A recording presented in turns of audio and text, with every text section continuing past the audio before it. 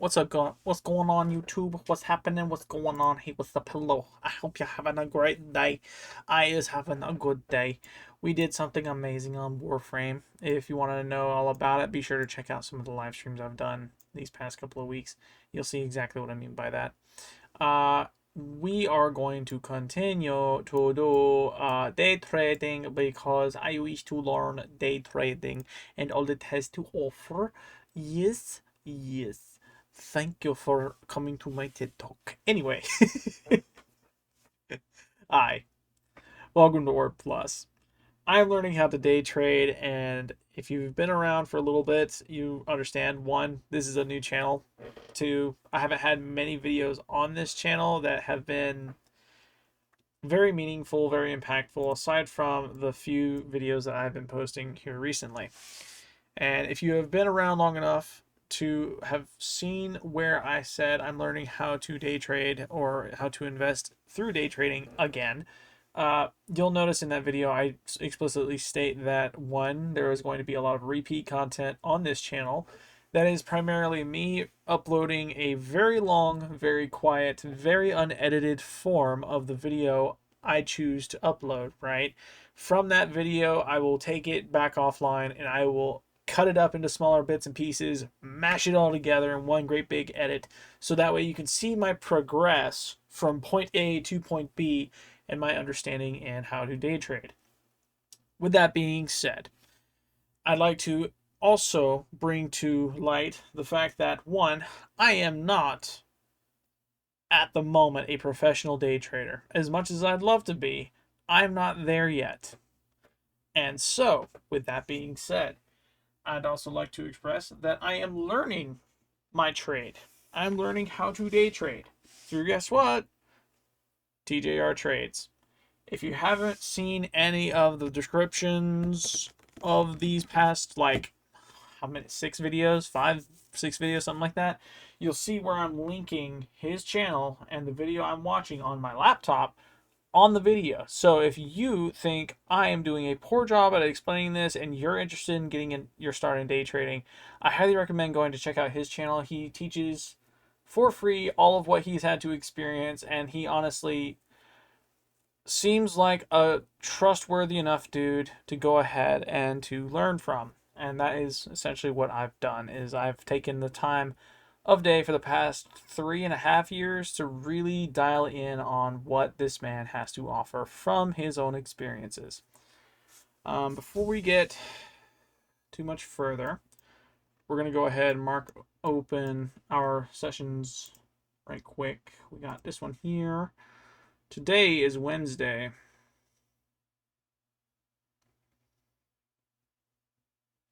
I'm on the wrong gist. Boom. Eat. Boom.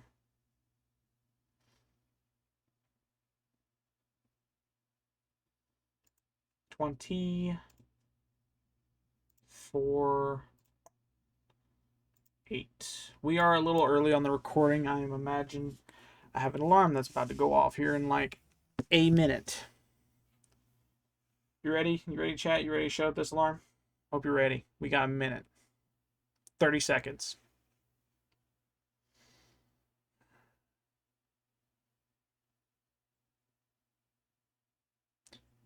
This will get cutted in editing, definitely.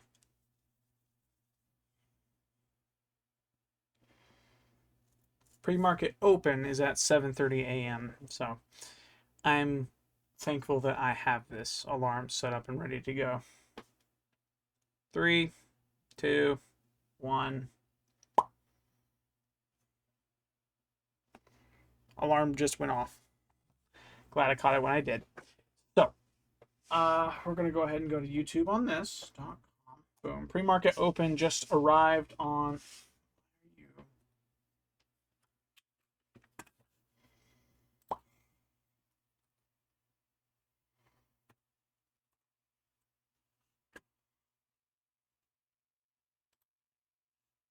Perfect.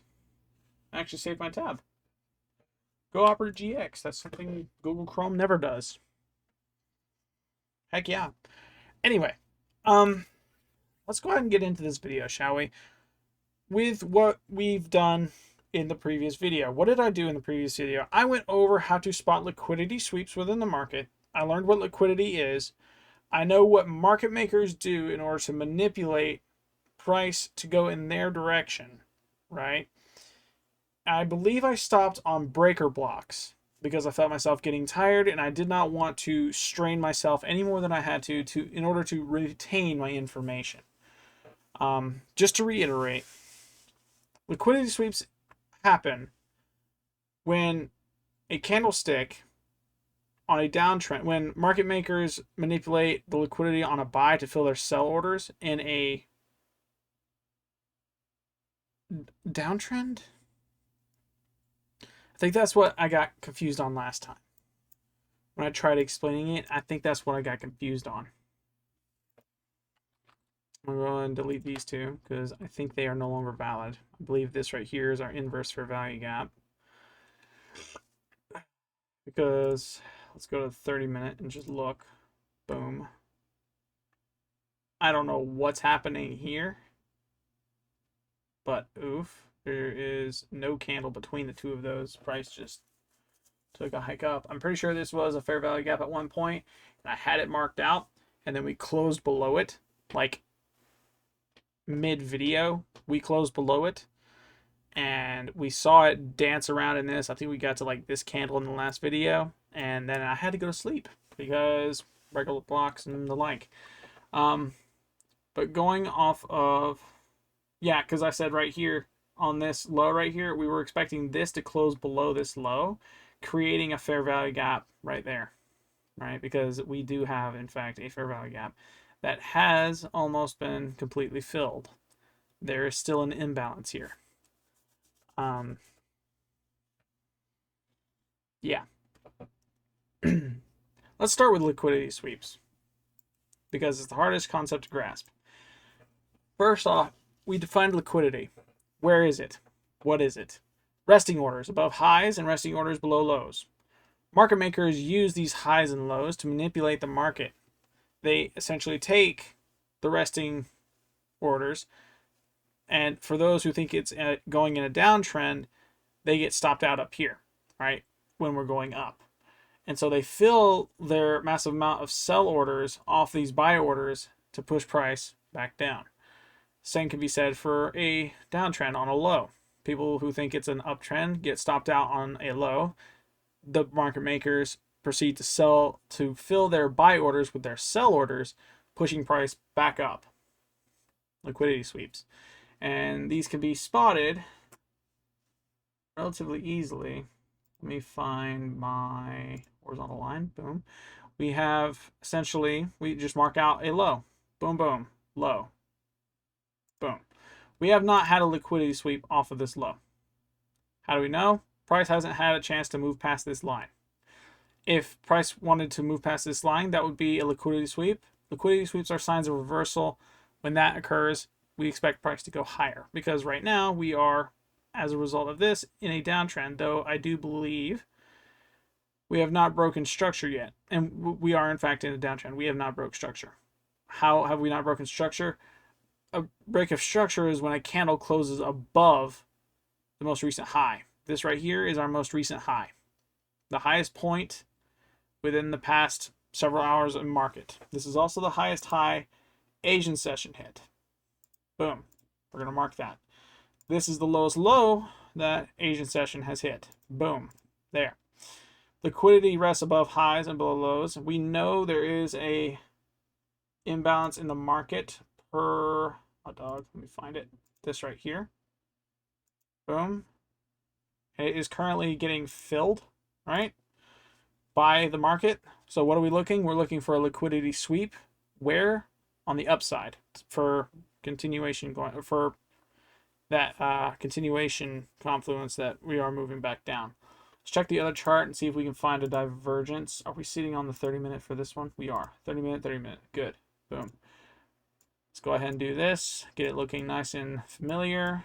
Let's go ahead and clear. Let's just do this. Remove 10 drawings. Boom. I don't think it destroyed those. It didn't. Good. So What in the world has happened? What is going on here? Did y'all see that, chat? Comment section, did y'all see that? I don't know what happened there. That was weird. Very, very weird. I've never seen that happen before. So this is a thing. This is a thing. Boom. Let's go ahead and do this. We have rectangle. Boom. Fair value gap. Boom. This is current. Current price action, current imbalance. This is what we're after. Our most recent low. Let's actually go back to this. Make sure, yeah, we marked that. So our most recent low that we marked on the previous one, this is the part where we're looking for a reversal off of. Liquidity has to sweep this in order for it to go higher. Realistically speaking, we can actually consider this liquidity sweep. Why? Because we have one low, down, up, lowest point here, right? Boom. It swept past this and price took a hike up. And as a result of market makers taking advantage of the liquidity off of this high here, we actually got our push down, and that was the market makers move, trying to make price move lower. Filled their massive amount of buy orders with the liquidity found just below this low, push price higher. With that being the case, we're going to delete that line because it was swept. We're looking for price to continue going higher. I think I've been saying this wrong the entire time, because he even explains it in the video, if you go and watch it, that there are two positions you could take: a buy position and a sell position, or a long position and a short position. A short position is best taken on downtrends. A buy position or a long position is taken on uptrends. Per this move down and this imbalance, we're technically right now, if seeing as it's me looking at this chart and it's my chart and I'm the one looking at it knowing, hey, this might continue happening, I am looking for a buy position. Why? Because I don't want to sell my money just yet. I have nothing to sell. I have to buy low and sell high. That's how the market works. Market makers make things a little difficult when they manipulate the market like this, but that's also telegraphed. We can see that when they manipulate it and predict the future off of that move. We know what we're looking for. Let's go ahead and get our vertical line out. Good. We have Asian session open. We have, I'm getting good at this, chat. Slowly but surely, I'm getting good at this. 8. Boom. We're in pre-market here. Let's go ahead and mark out Asian highs and lows. We have Asian high there. Boom. We have Asian low there. Boom. We have London high. How do we determine a high? Up, down, highest point between the two. Boom. How do we determine a low? Lowest point between the two. And this is also where I get confused, partly because he didn't really go into depth when it comes to multiple candles going up. I'm going to say that's a green candle, just cause. And we haven't closed yet. Like, well, I'm sorry, we have closed. Technically, we are in, what's it called? Australian session right here. These two candles, this one and this one, are considered Australian session. So we don't count these two. If I had to guess, I'm going to say the lowest point that you got to is right here. Realistically speaking, per the session, it should be down here, though. Like, that makes the most sense. Duh, it's the lowest point. After their session opened, that price was after open. And this was the highest. With that being said, we have technically our price range, because we went from up here all the way down here. Boom, right? The only real way for this right here to get closed below is if it gets crossed, and technically it kind of did this. So we don't care about this, and we don't care about this. Why? Because the previous session had it all the way up here and all the way down here at the same time. Let's go back to this chart right here. we have similar gist, right? We don't care. What is that line to? That is from the previous gist. We can close that. Yay. This is our price range. This is the most recent low that we could take as a take profit on a short position if we're looking for that. If we wanted to, we could actually target this low right down here.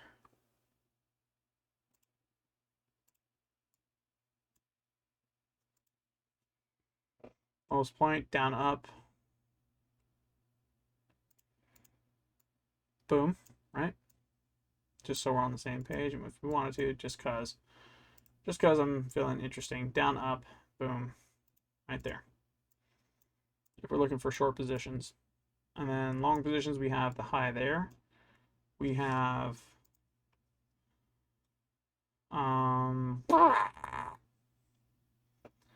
up, down, highest point right there. Boom. Highest point, up, down. Boom. And just because I'm feeling interesting and inclusive, up, down, highest point, boom. And that's before this move that we can take off of. We have most recent highs and lows. We could take profit if we're looking for either side of this coin that's moving at the moment. Right now we are just now moving up. We had a liquidity sweep actually right here on this candle. This candle swept this low right here. Boom. As a result, price took a hike higher. Our order block was this candle right here. This is probably the most confusing order block / breaker block I think I've seen, because an order block is essentially the move down before the liquidity sweep back up. Or, I'm sorry, is the move up, seeing as we're in a downtrend, that causes the liquidity sweep down, right?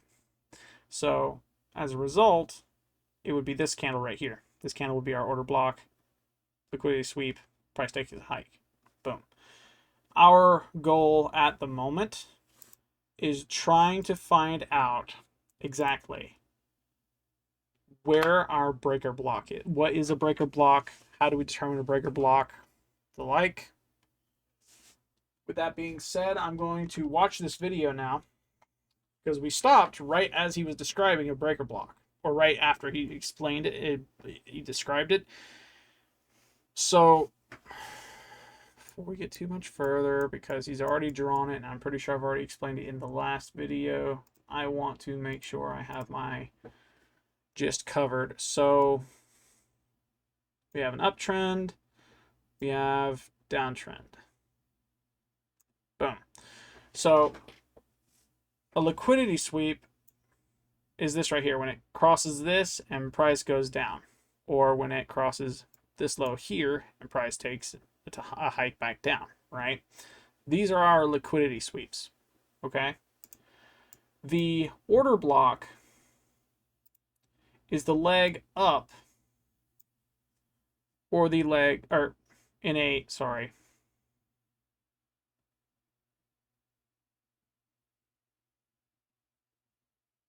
Does that make sense? Yes. So an order block is leg up in an uptrend, right?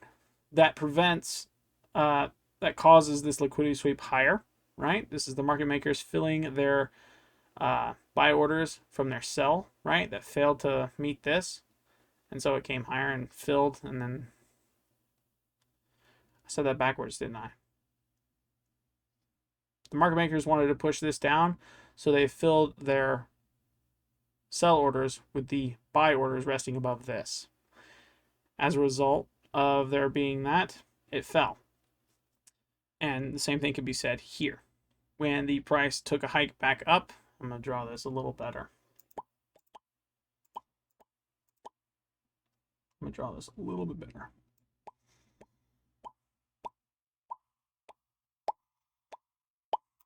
Boom. So when, so when price cross this, that's our liquidity. The order block is the line, the retrace up, right, that causes the liquidity sweep. So this right here is market makers filling their buy orders, right? in order to reverse price in the opposite direction, right? And he explained it in the video that the breaker block is the lack of sell orders, right? It's the same as fair value gaps in that it is a lack of sell orders, or in an uptrend, it's a lack of buy orders. And as a result, market makers need to flip the script. They need to change the way the market moves. And how are they going to do that? By filling their massive amount in an uptrend sell orders with resting buy orders up here, right? Breaker blocks are essentially the imbalances showing the lack of buy orders, or the lack of sell orders within a market that's buying. And in a downtrend, it's the amount of buy orders in a trend of sell orders, right? They have to fill those with resting orders down low in order to reverse the market, or in the orders up high. They need their sell orders from where they can get it, their buy orders. And he described order blocks as the opportunity market has every time it crosses one of these lows or it crosses one of these highs. Market has the opportunity to sweep this liquidity, and market makers have that opportunity to fill orders that weren't there before, and as a result, push market down. That is what an order block is. That is how market makers use them. Let's go ahead and clear all this. Let's go ahead and watch order blocks. Not order blocks. Breaker blocks. I wish to learn breaker blocks to best hone in on that.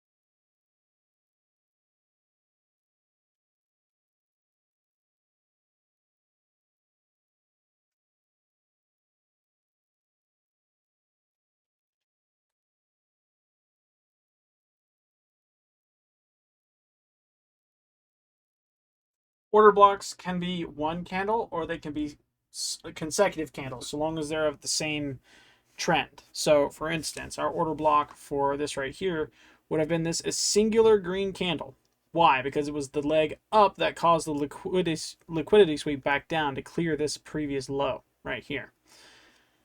We're about to get into breaker blocks. He's got to teach his teach.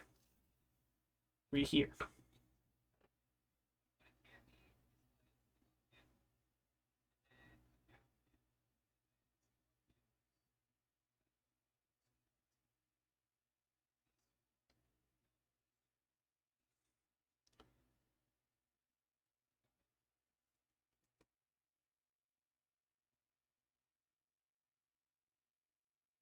Something is rattling the house. I'm trying to figure out what the heck it is because it is loud, whatever it is. Might be a combination of a train and maybe the outside AC unit. I don't know.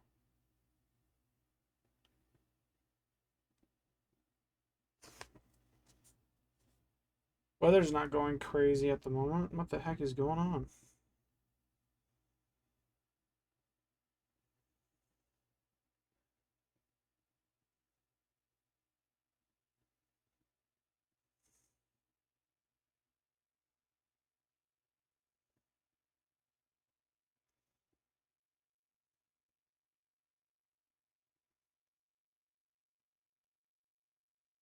Sorry for getting sidetracked.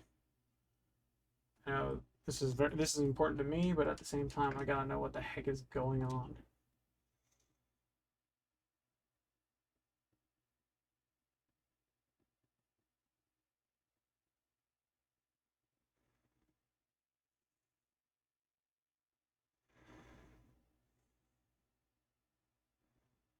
Ain't nothing happening. Crazy. I don't know what the heck is going on, chat. It's weird. Let's continue.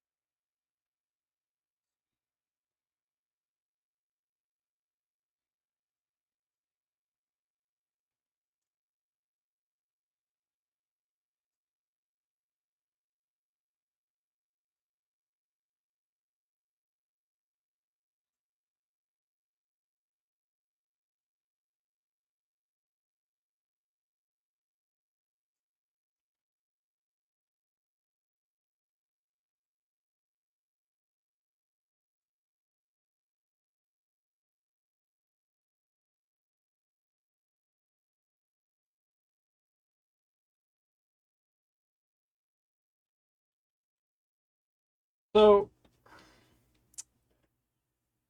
I say it's this block that it per his explanation is the block that moves up, but looking at him demonstrating it, he's saying it's the leg down, right? So this right here is what caused the liquidity sweep here, right? It sign of reversal, price moved higher, it went back, and we broke structure off of this high right here, and it price moved within this order block here with this candle here, and as a result, that was our confirmation. Broke structure up here, break of structure is our sign of continuation. Confirmation that in fact this was a valid liquidity sweep, and so price is going to take on higher. However, because of this large imbalance here and the fact that we are right now in a downtrend, what I'm looking for off of market is a liquidity sweep on the upside of things for the reversal, it going back down, which means we'd be going for a short position. At which point, yeah, that's what we're looking for, is sell position. It's confusing to me. It's confusing to me because he explains it one way and then says, yes, it's this leg down that causes the liquidity sweep. It's this candle that forms the liquidity sweep. It's the leg up that market makers are using. Like, this is the market makers in the market manipulating this to push down even further. They cause the liquidity sweep by manipulating the liquidity up here to try and push price higher, and it fails, and as a result, they move lower. They fill their sell orders with their massive amount of buy orders up here, forcing price lower. But as a result, price wants to move higher because they formed a liquidity sweep. Does that make sense? Does it make sense to me? Kinda. I want to rewind and I want to watch this happen again. I want to watch him explain it again. This is on order blocks. I meant to say I want to do breaker blocks. Let me see what order blocks is going off. Let me see what order blocks are.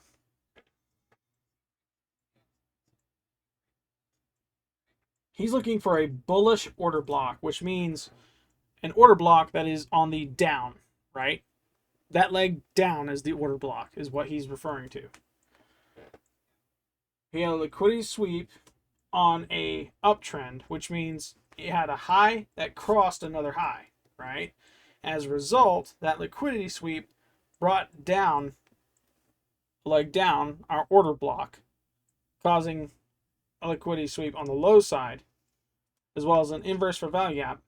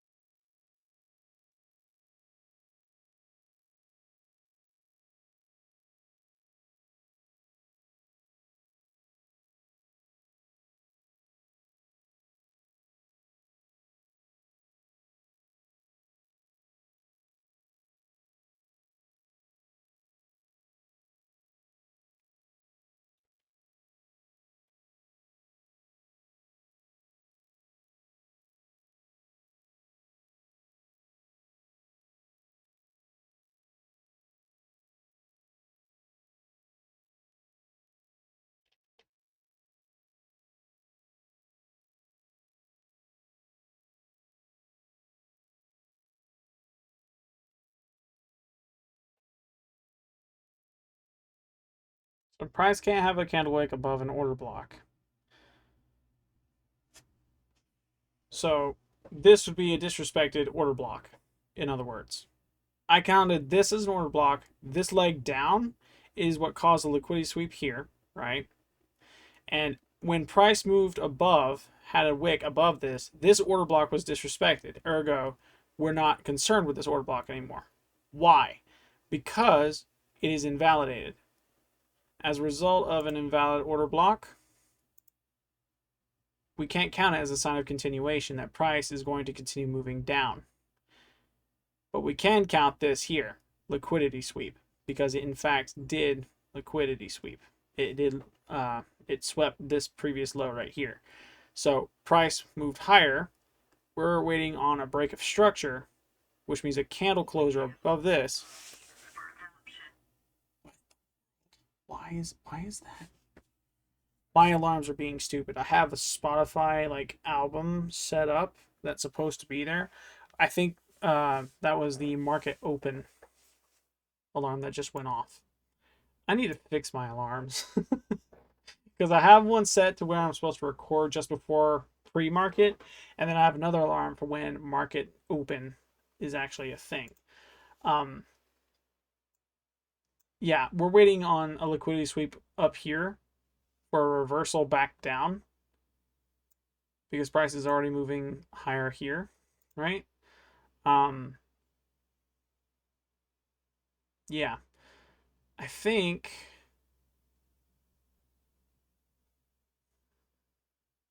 break of structure.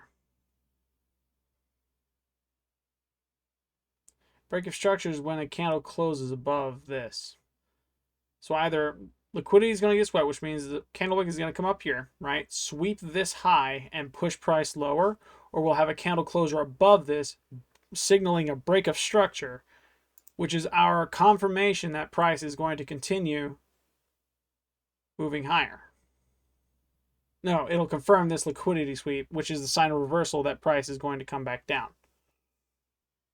Or actually, no, you get the point. The liquidity sweep is the sign of reversal. Confirmation is the break of structure, right? The break of structure sends it higher. We also have an inverse fair value gap right here. I just noticed. This right here is a fair value gap, right? Between this and this one, right? There's a gap right here.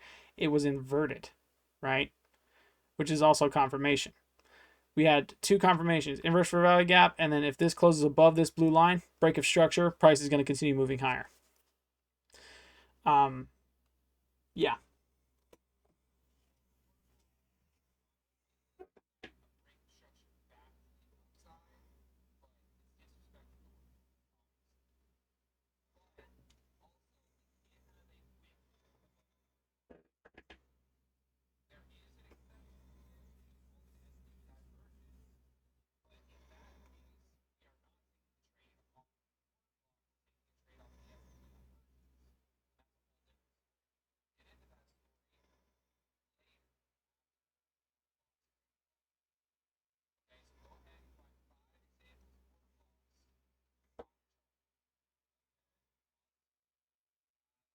Five examples of order blocks.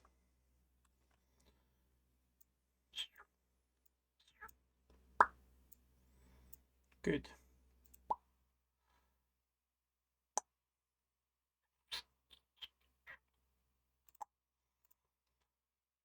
Order block. Liquidity sweep. Price moved down a little bit. Wasn't by much. We kept moving down. Price took a shot way up. We can actually do this right here.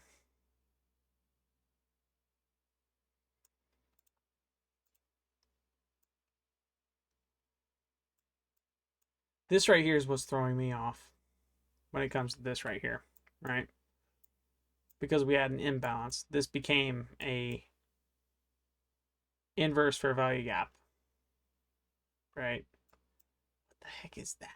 What is this? What the dog doing? What is this right here? That don't make no sense. What the heck? Just shaking a little bit, fix it? Nope. Unfortunate.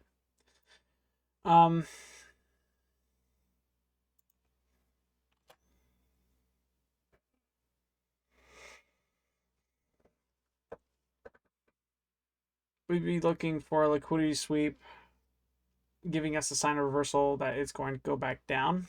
That liquidity sweep would have probably happened right here. Up, down, high point there. So, boom. We had a liquidity sweep past this high. What was the cause of this liquidity sweep going up? This leg down right here, right? This is a sign. This is the order block. This one candle moving down. Why? Because it's what? It's the leg down before the liquidity sweep. It is the result of market makers manipulating the high here to fill their sell orders and price moving higher, clearing this low here. It cleared two lows, actually. Cleared this one and it cleared this one.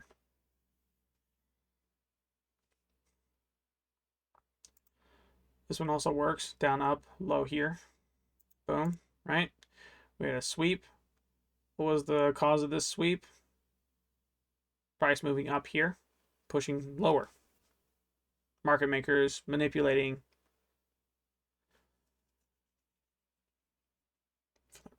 I said that backwards. They filled their buy orders moving up from the sell orders resting below these lows, 1, 2, 3, right? It swept and then pushed price higher. And as that block down, the move down is what caused the liquidity sweep up.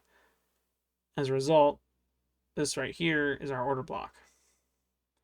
Here is another example of liquidity sweep. We have one, boom, order block is going up, right? Market makers needed to fill their massive amount of sell orders. Where from? The resting orders above this high here. This one right here, up, down, highest point, boom. This high right here, market makers filled their sell orders, plummet. I think that makes sense. It makes sense to me. We did this in the last video.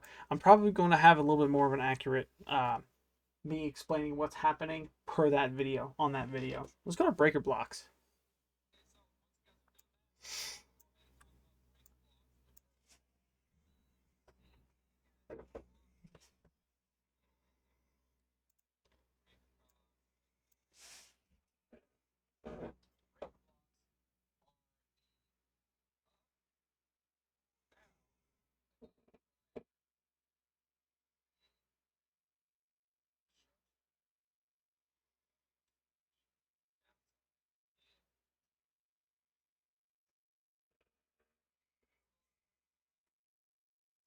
He defines breaker blocks as a move up or down prior to the break of structure to the upside, right?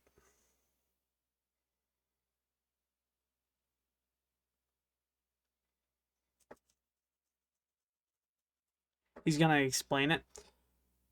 Move up or down prior to the break of structure to the up/downside in trend shift. How do I identify trend shift? Liquidity sweep. Liquidity sweeps are signs of reversal. A trend shift confirmation is a break of structure. The break of structure signals, hey, that's the end of the downtrend. We're going to go higher. That is one sweep, break of structure. We move to a higher high, higher low, right? Same can be said for a downtrend. We make a lower high, lower low, instead of a higher high, higher low, higher high, higher low. That's break of structure. So how do I define breaker blocks? It's the move up or down prior to that break of structure. Make sense? Breaker blocks are continuation confluences that, yes, price is going to continue moving in the direction that it is after confirming the break of structure.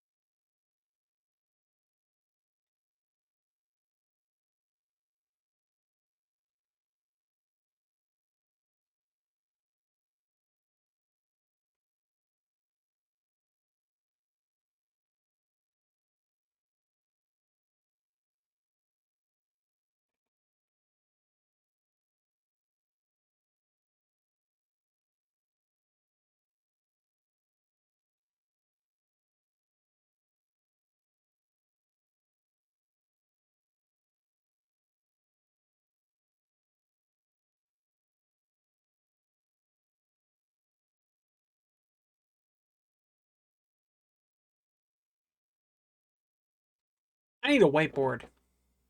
I'm going to get a whiteboard. I'm going to ask someone to give me a whiteboard. Why? Because whiteboards make you smart a little bit. They're useful tools. You can draw on them, you can write on them, you can take notes on them. They're small notes. They can be very, very reference material esque.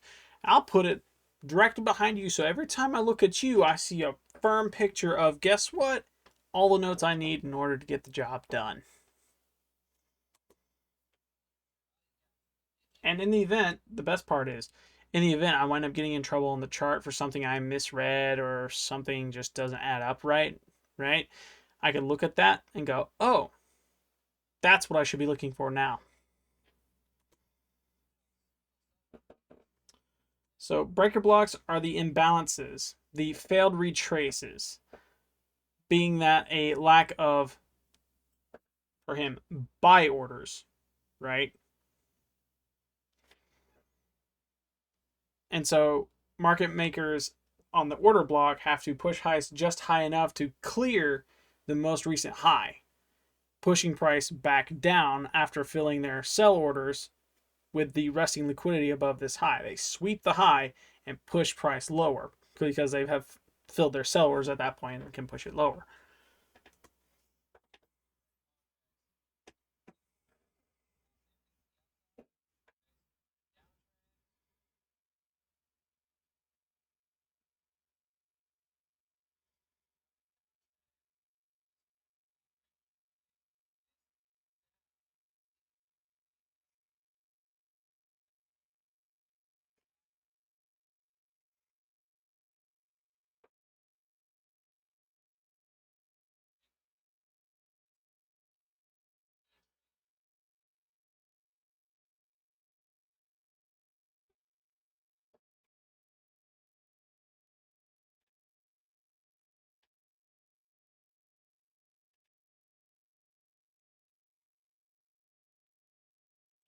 So I'm going to say it's like the flip side of a coin, right?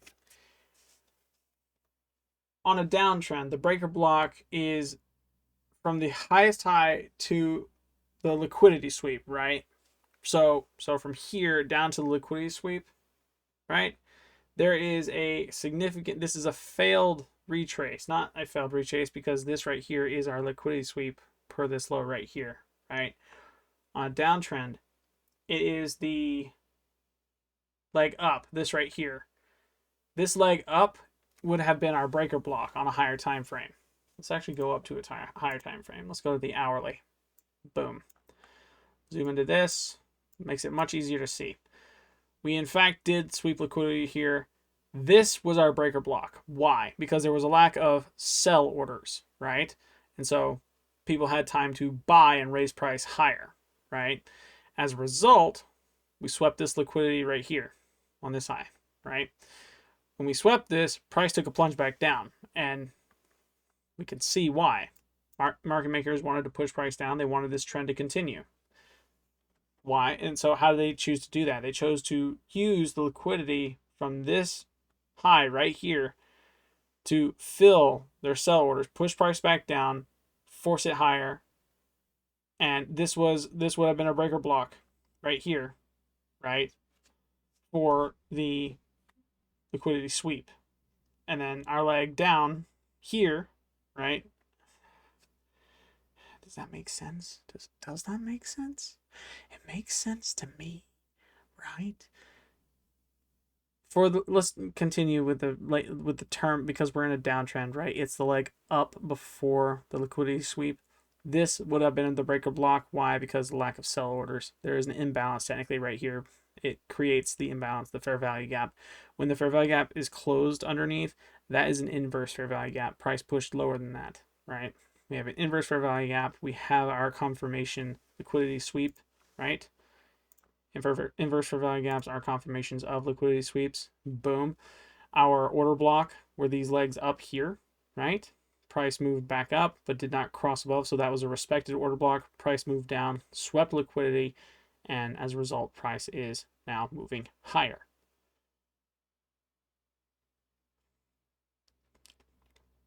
Does that make sense? I think that makes sense. It makes sense to me.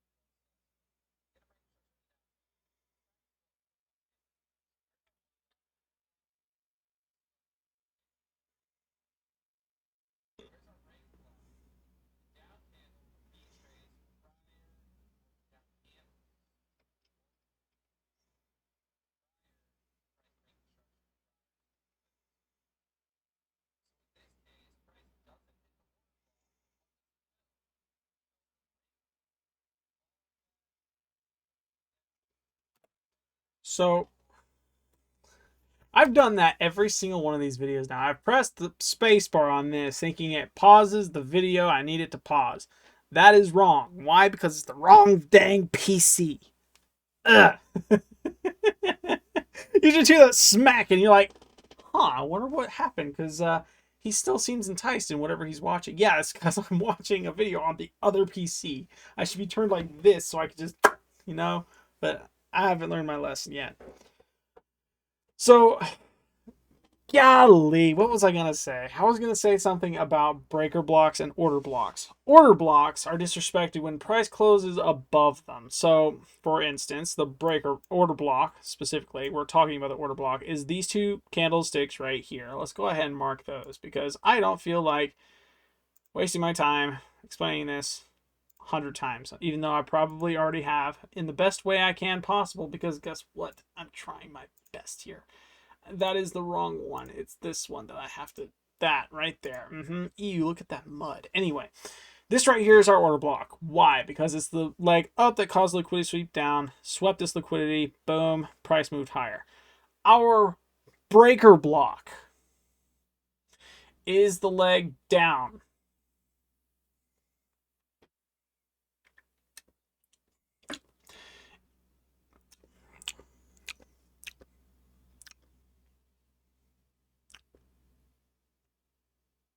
My brain is learning. Slowly, my brain is learning. I am learning. I'm learning a little bit.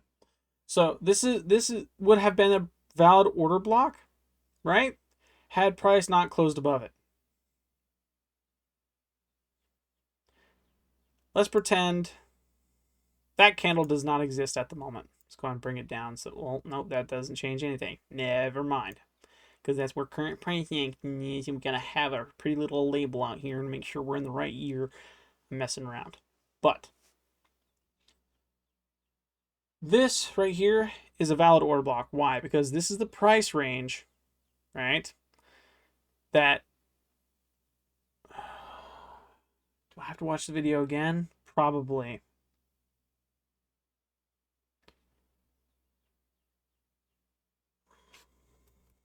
I'm going to watch the video. I'm going to watch it again.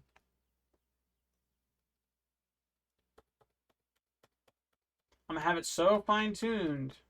Comment section. So fine-tuned. I will know exactly what an order block is.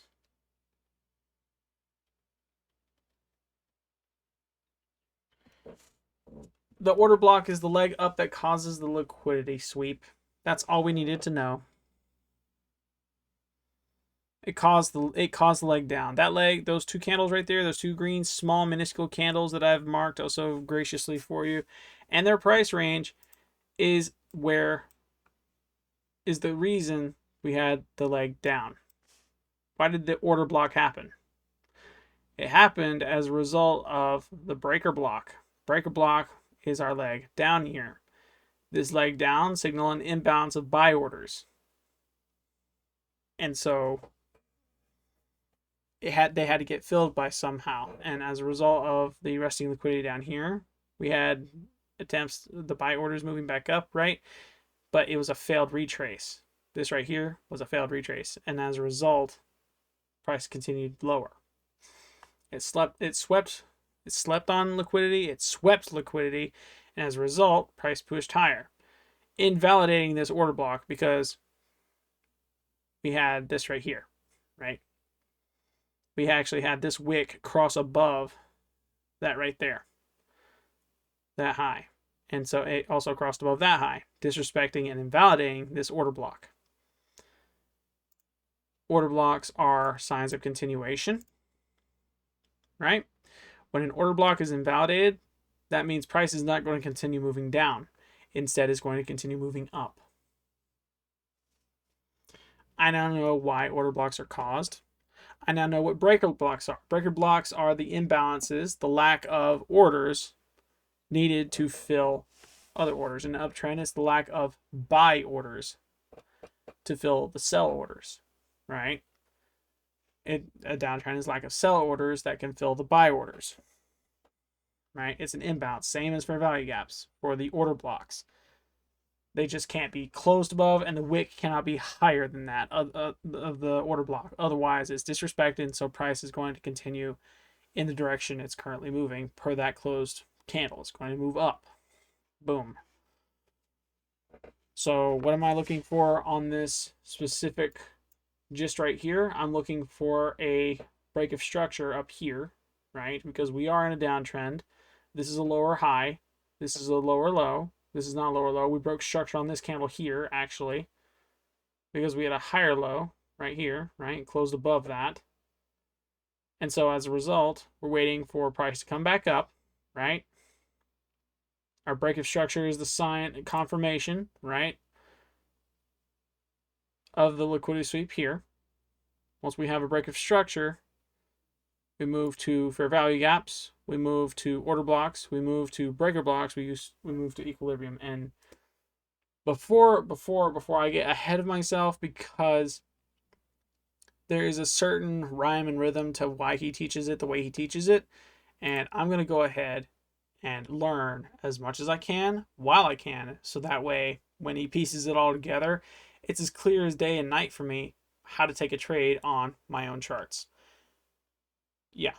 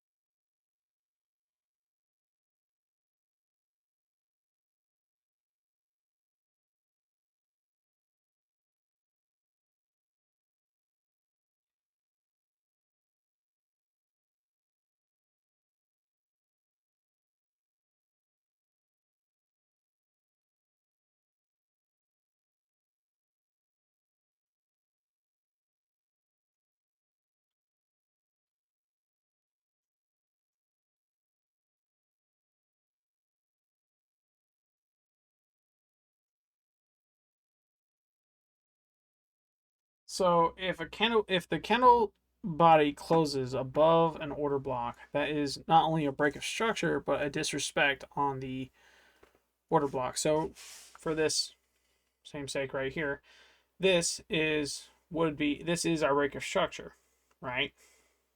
We're moving back up. We're making a higher high, right? Break of structures are what? Confirmation on the liquidity sweep. Price is going to move higher. That is a disrespected order block, and as a result, it is not a sign of continuation that price is moving down. Price is going to move higher. We know this now. We know what a disrespected order block is. We know what to look for when it comes to order blocks and what to look for when they are disrespected. There's only one exception, and that is an SMT divergence. That is when this chart right here says something different than this chart. So let's just do that. We'll go here 1 hour to see what's up. Boom. We'll zoom way in. I think we've got, let's do this. 1, 2, 3, 4, 5, 6. Boom. 1, 2, 3, 4, 5, 6. Boom. We're looking at the same chart. What were we saying? Let's actually do this right here. Yeah, that works wonderfully. Boom. That right there. What were we saying was our order block? These two here, right? Let's go ahead and look over here. Boom. Boom. Boom. Boom. The only exception to the candle wick and the body closing above it, I assume, is an SMT or I'm sorry. I am wrong. The only exception to the wick alone closing above the order block itself is an SMT divergence. If both charts the candle closes above the high, that is a disrespected order block. In the event a wick is above the order block, check both charts for SMT divergence. If one chart's wick is above while the other is not, we trade off the SMT divergence, and we will get into how to take that trade in this same video in a second. Bear with me, we're getting there.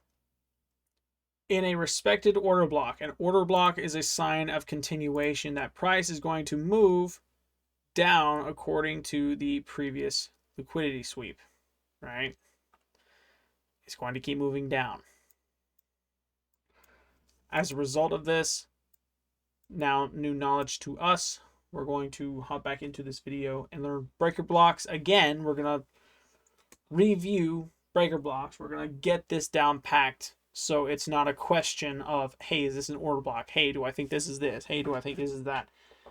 I want to know what an order block is, or breaker block is.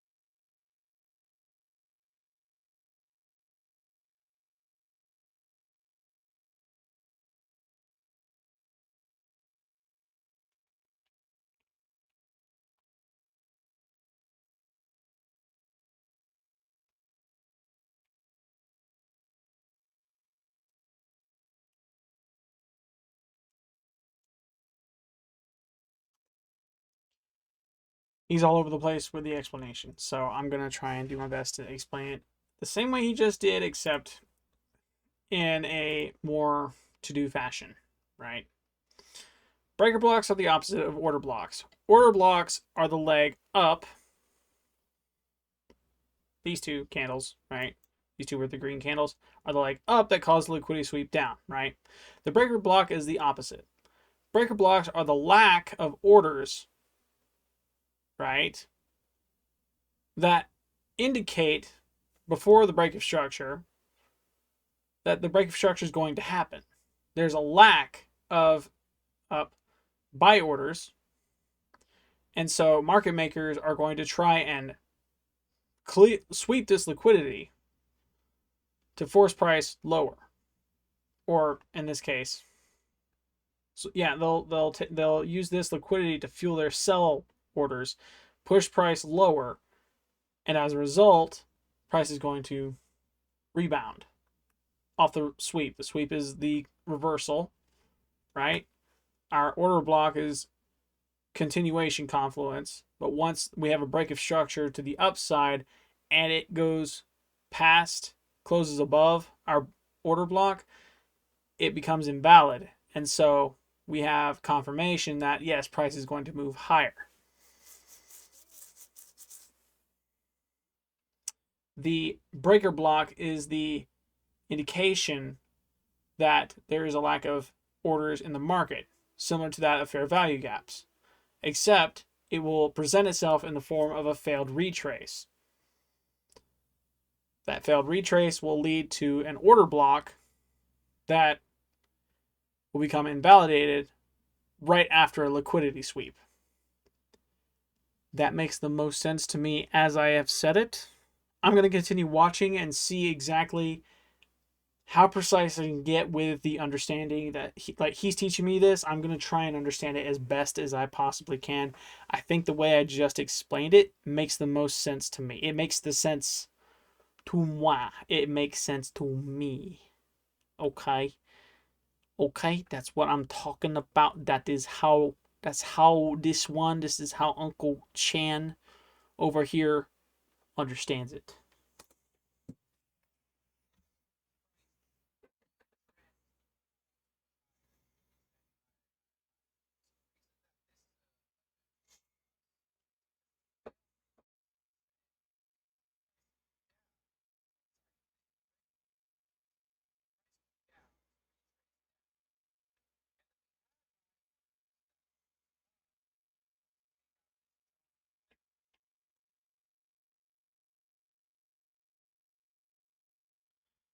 In an uptrend, it's a lack of sell orders pushing price down. We had price move down, but it was a failed retrace. There was a lack of sell orders, so it wasn't as steep, and as a result, we had just enough buy orders to push past a high, sweeping it in order for market makers to abuse the liquidity that was resting on the previous high to fill their sell orders and push price even lower, causing a break of structure, and so price continued on that note to move down.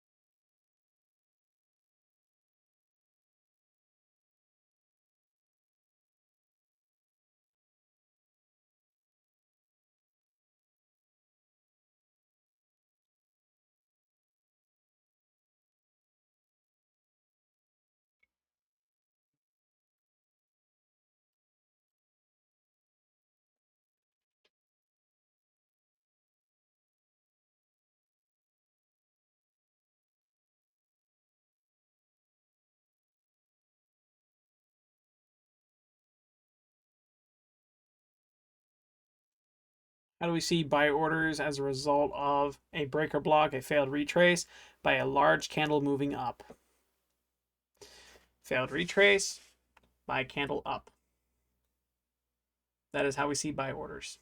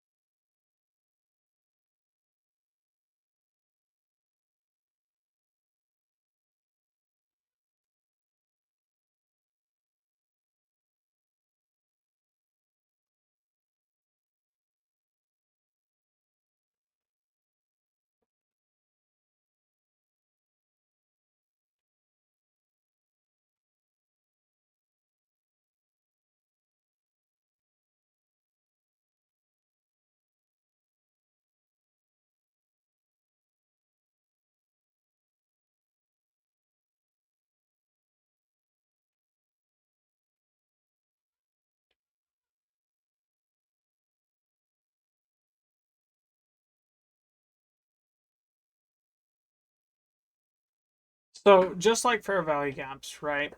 Breaker blocks get filled when the candle wick moves into the same price range of the breaker block. What does that mean? What sense does that make? It makes sense when you consider that it's just like a fair value gap. It's an imbalance where there's a lack of sell orders in the market when we're talking about an uptrend, when we're looking for price to move higher. There's a liquidity sweep. We have our breaker block.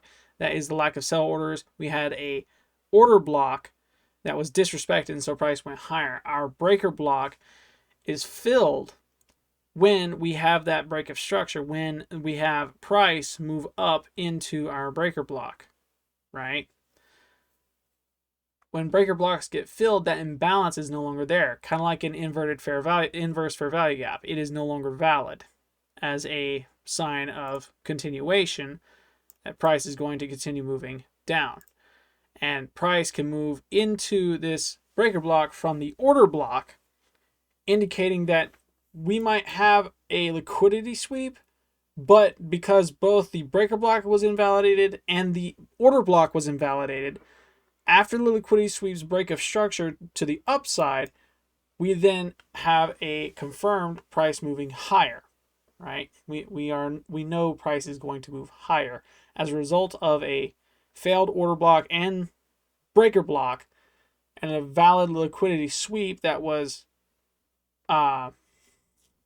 turned into a break of structure immediately after. However, looking at this chart now, I'm not seeing a break of structure. How is it not a break of structure? What sense does that make, right? We're in a downtrend. It should make sense. It makes sense until you get to this candle right here. Why? Because it closed above this high right here, right? Up, down, highest point, boom, it closed above this high. We were in a downtrend right here, right? But it closed. Inverting this, not inverting, but invalidating both the breaker block and the order block. Hi. Hi. How you doing? Good morning, buddy. How you doing? You have such a wild bedhead. Yes, you do. Hi. How you doing, huh? You just wake up, buddy. Oh. Said Mama ain't allowed to Cool Kids Club. We over here about to rock and roll, Mama. Said bye bye.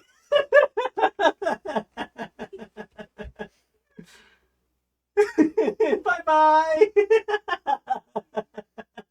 You can let her in. It's okay, buddy. It's okay. You can let her in. It's okay. Bye bye. Bye bye. Hello.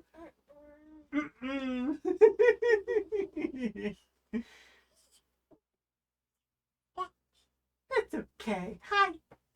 Hi.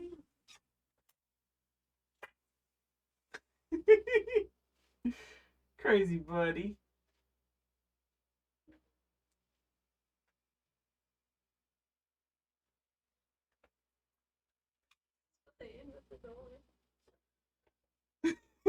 Hello.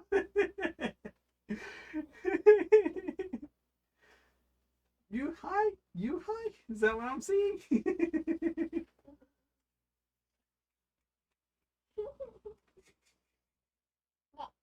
That. Y'all seen this comment section? Say hi to my nephew. That's my nephew right there. Say hello. He's learning how to open and shut doors all on his own. Ooh, careful. Bye bye, buddy. Bye bye. Bye bye. Bye. All right, let's log in, chat. Let's log in. Let's log in. I don't know why I'm saying chat comment section. That was a neat little intermission there. We got distracted. Hi. Hi. Hello. Come say hi again.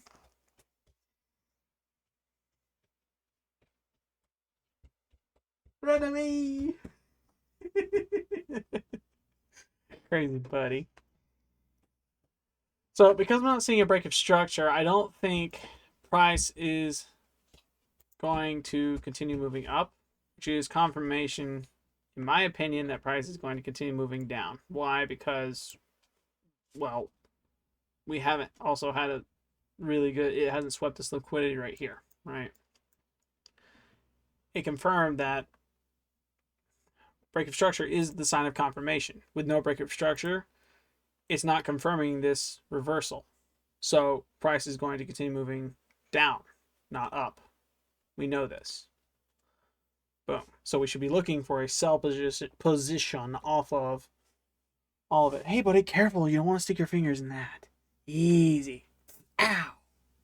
Ow. No good. Ow. No good. Ow. No good. Understand? No, no, no, no, no, no, no. Ouch. Ouch. No good. Easy. Easy.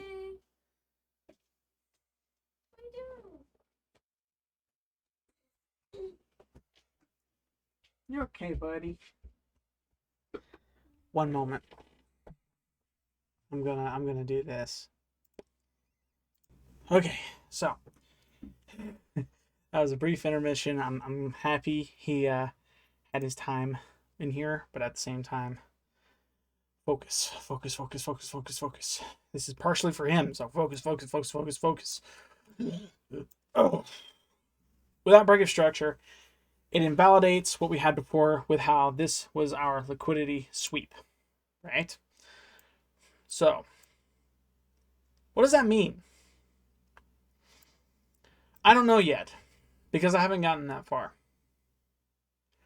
If I had to guess, I'm going to say it means we have to wait.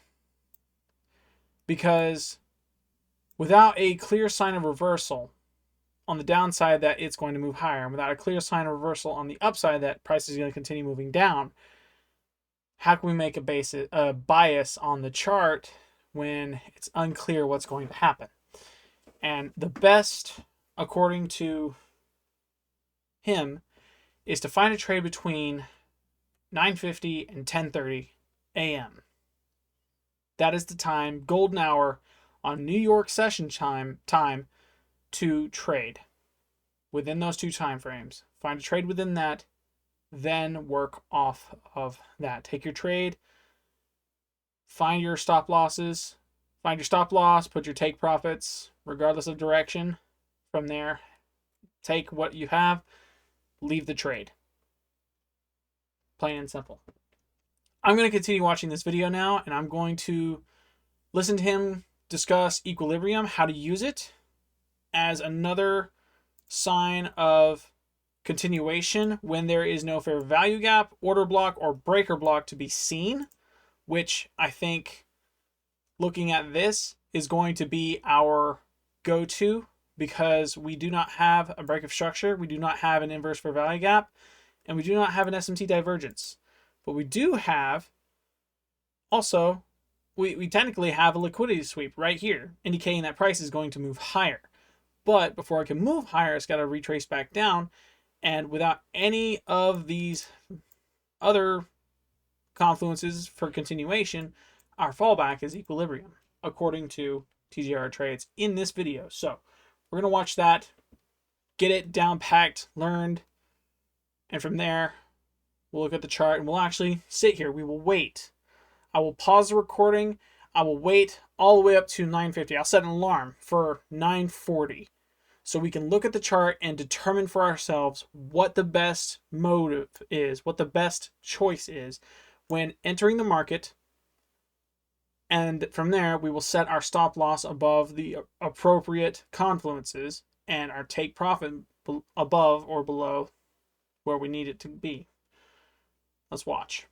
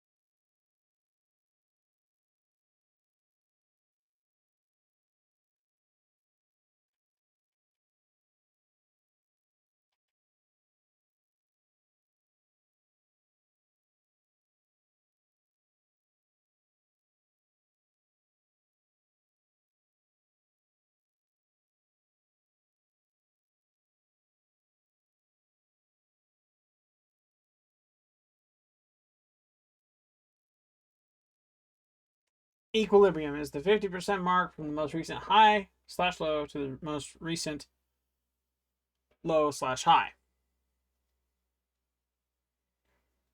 Does that make sense? And when I hear him say the most recent, I assume it's within the day. The most recent high and the most recent low. So technically, if I wanted to do this, realistically speaking, right, he used what's called a GAN box. Not this one. I thought it was Fibonacci tool at first. That's wrong. Boom, all the way down to here. Boom. So what does this do? My understanding and the way he explains it here, right, is when price moves down into this 50% mark, that is in absence of a breaker block, in absence of a fair value gap, in absence of an order block, right? That's in the absence of all three of those, we fall back to equilibrium. Equilibrium marks the most recent high to the most recent low, and in that order, because we are in a downtrend, right? We wait for price to come into this 50% mark, right? Which is our optimal entry zone, and watch it retrace back up, right? Because we want to take a trade. We know price at the moment is above this, and this is the price range in which it's going to move. So if we get a closure below this 50% mark, it's a sign of continuation that price is going to continue moving down. But if the candle closes and there's only a wick below this 50% mark, we know price is not going to continue moving down, and instead it's going to go back up. We were just in a retrace. I think that is the correct use for that tool, the equilibrium. In the event it is not, guess what we're about to do? We're about to watch more of that video because I don't want to be wrong any more than I have to. Let's watch this video.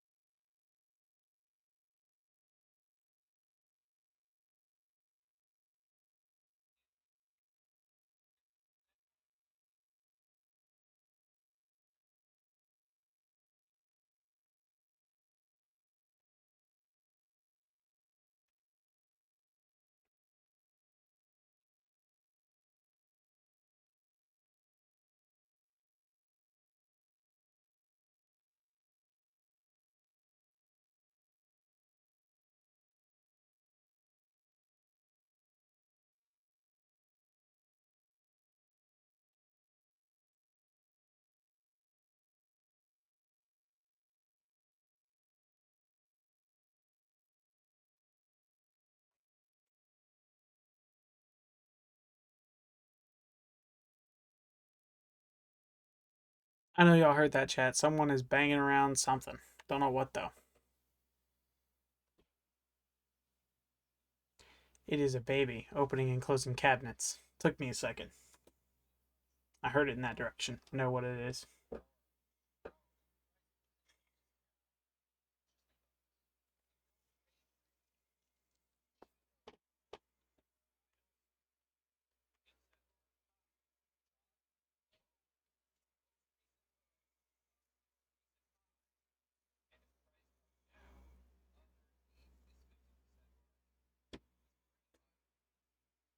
I was wrong, kinda. It was not. Did it again. Dadgummit. The most recent high, the most recent low. Boom, all the way down to here. This was correct. Most recent high, most recent low. If price comes down into this, not closure, not wick, but price in general, if it comes down into this, right? Price is at that point on a discount, right? We can at that point enter a buy position here, or if I'm not mistaken, I think it's a sell position because we know price is going to continue moving down. We are in a downtrend at the moment. When price continues move enters this right here, we can go ahead and press sell and watch as it clears this. In an uptrend though, if this were a higher high, we'd wait for price to come back down into this to buy it at a not premium, discount. There we go. You buy it at a discount and watch it retrace back up, forming a new high. From there, we put our loss, our stop loss, just below the most recent low, which would have been within this, right? We'd have bought in here, we'd have put a stop loss just below, take profit up high above this. I don't think he would take profit all the way up here from a retrace off of this right here. I don't know though. I don't know. I don't know about that one. Mm.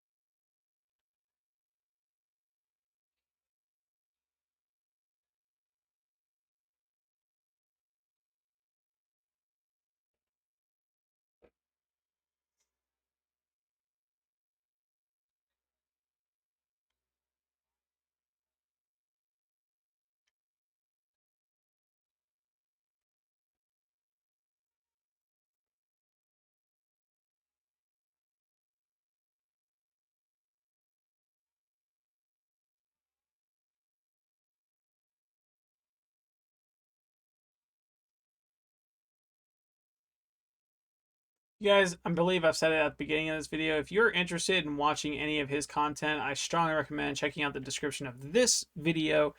It has a link to his channel as well as the video I'm watching currently.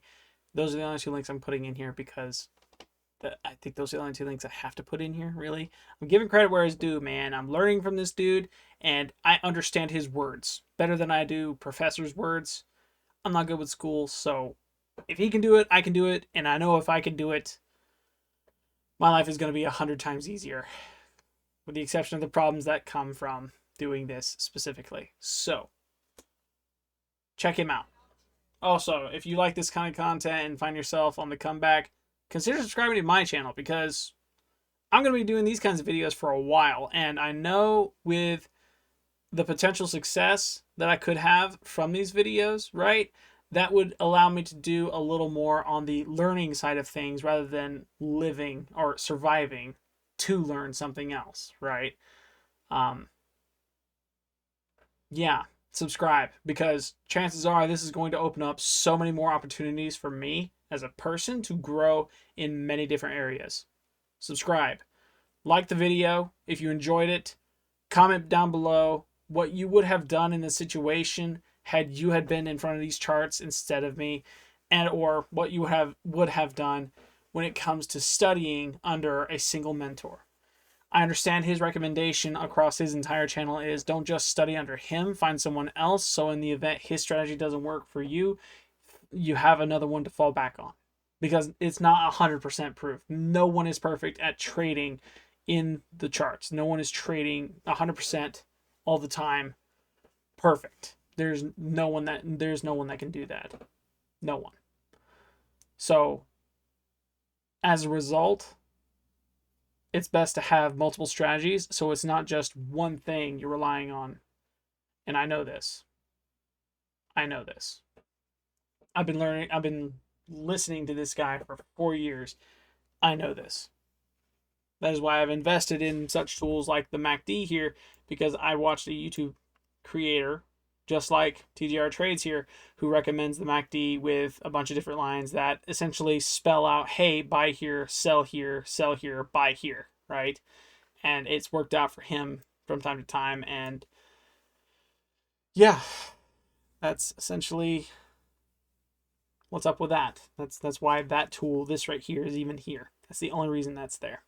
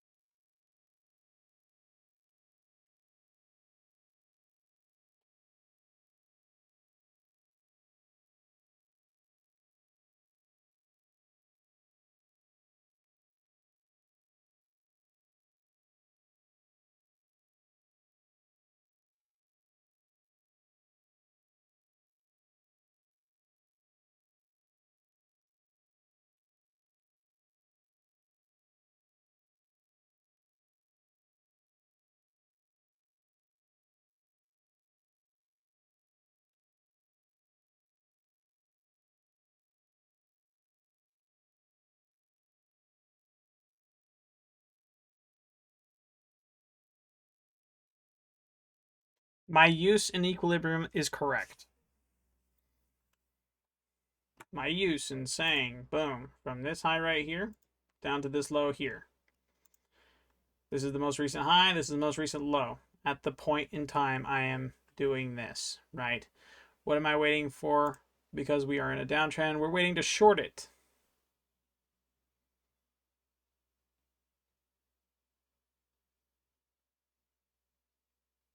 Right? Right? Right? I think right. Maybe. I don't know. Sounds right. Must be right. Oh, oh, wow. In order to short it, we're literally pressing sell when it goes up into this right here, into this 50% mark, right? When it goes into this, we press sell here. And then from there, we watch price tank back down. It's not until a new low is made that we can move this from here to this high right here, right? Down to the next low that was made, which would probably be something like down there, right? Just a hypothetical. Let's say price dumped all the way down there. Our new price range would be from this most recent high to this most recent low. That makes sense to me. And that is in the absence, equilibrium is in the absence of fair value gapped order blocks and breaker blocks. Not saying it can't be used if any of these are present, but that is the fallback in the event none of these are present. We can't confidently identify these under the right context in the market and with the correct confluences being used. I'm saying the price is moving absolutely bad right now to take a trade. Bad. Because we didn't even get a break of structure, right? We're still in a downtrend. We broke structure like once right here, right? But we counted this as our liquidity sweep off of this low. Not this low. Down, up, low, boom. That was our liquidity sweep. It swept that.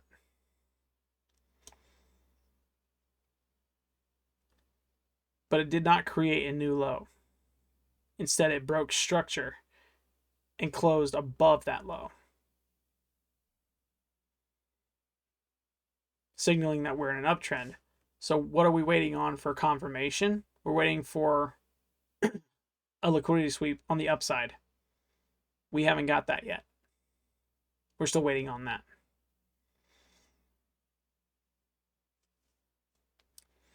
So,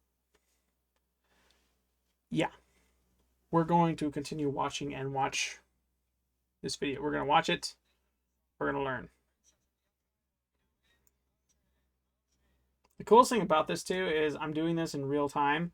So it's not like I can say, ooh, let's speed this up. Ooh, let's slow this down. Ooh, let's manipulate this in every way, shape, or form and really get to know this. Instead, it's happening in real time. So I'm getting the best visual when it comes to candles forming that I could possibly have. This allows me to continue in this market and get the best trades. Let's go ahead actually, because we have marked the session's highs and lows. We know our price range on the hourly. Let's bring this all the way down. I believe. We'll do this for both, right? 30 minutes. 30 minutes. Boom. We're going to do that right there. Good. We have a more accurate representation of highs and lows within the market. We know we are in a downtrend. That much is obvious, right? We did not close below this, though price did move below it. Price shot up for its brief time, but we did not break past this high, right? We didn't. Inverse fair value gap right there. Inverse fair value gap is a sign of confirmation that price is going to continue moving down. Price did move down and swept this.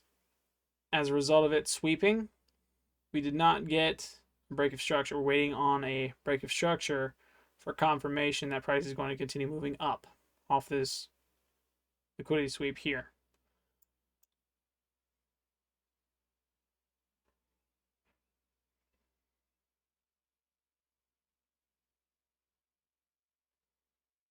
We might be about to break structure within these next couple of candles right here.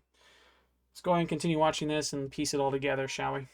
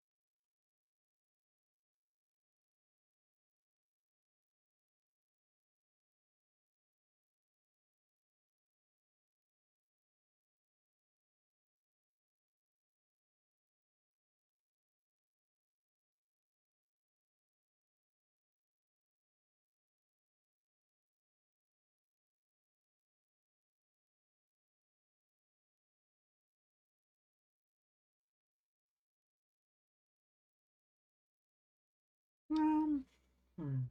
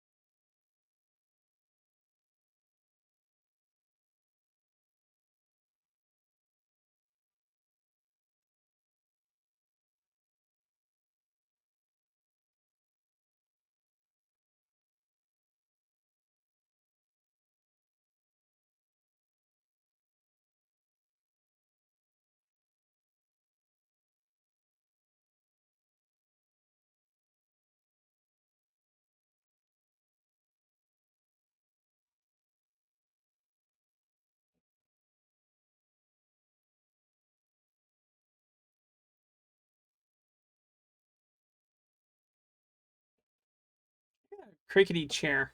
You lean back, lean forward.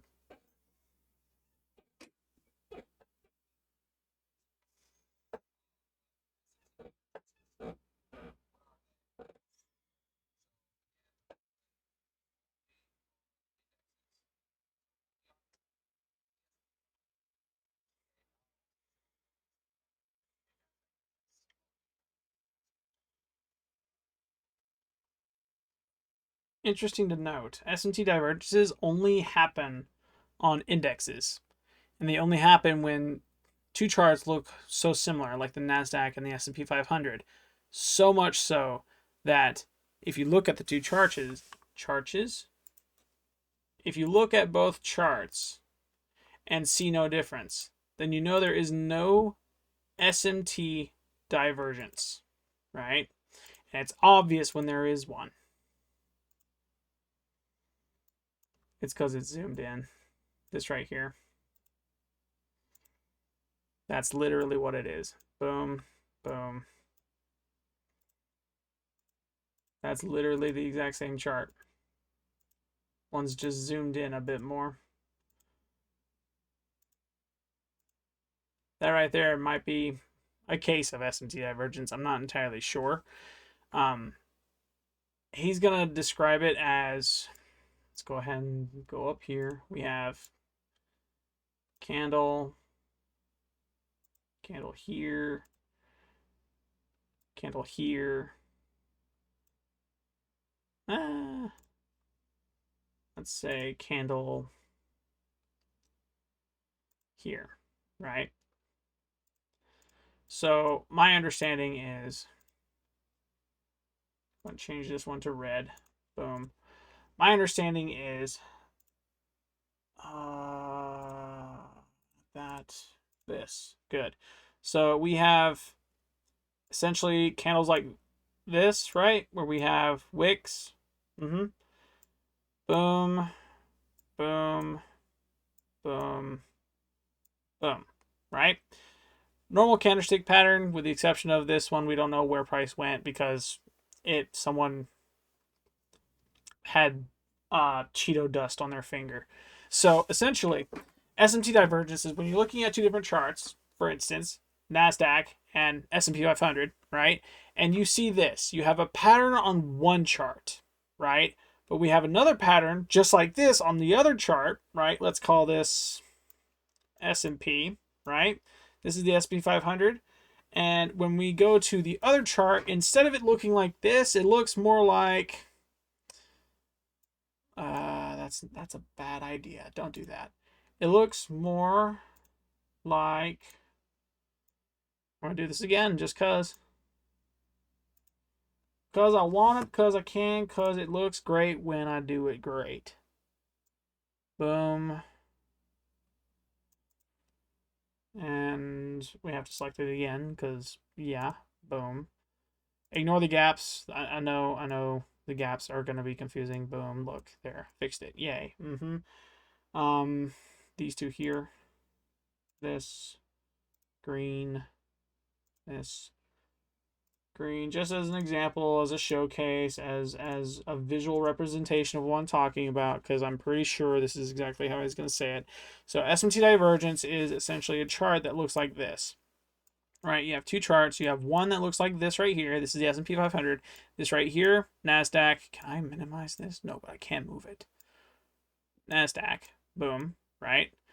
Here's a NASDAQ, S&P 500. We have two charts, right? One looks like this. The other looks something like this right here. Boom. Boom. Can you guess where the S&T divergence is? Price moved down. Price moved up. There's our divergence. Except this will look more drawn out between a high and a low, right? Right? So imagine a few more candles between these two. Imagine a few more candles between these two, right?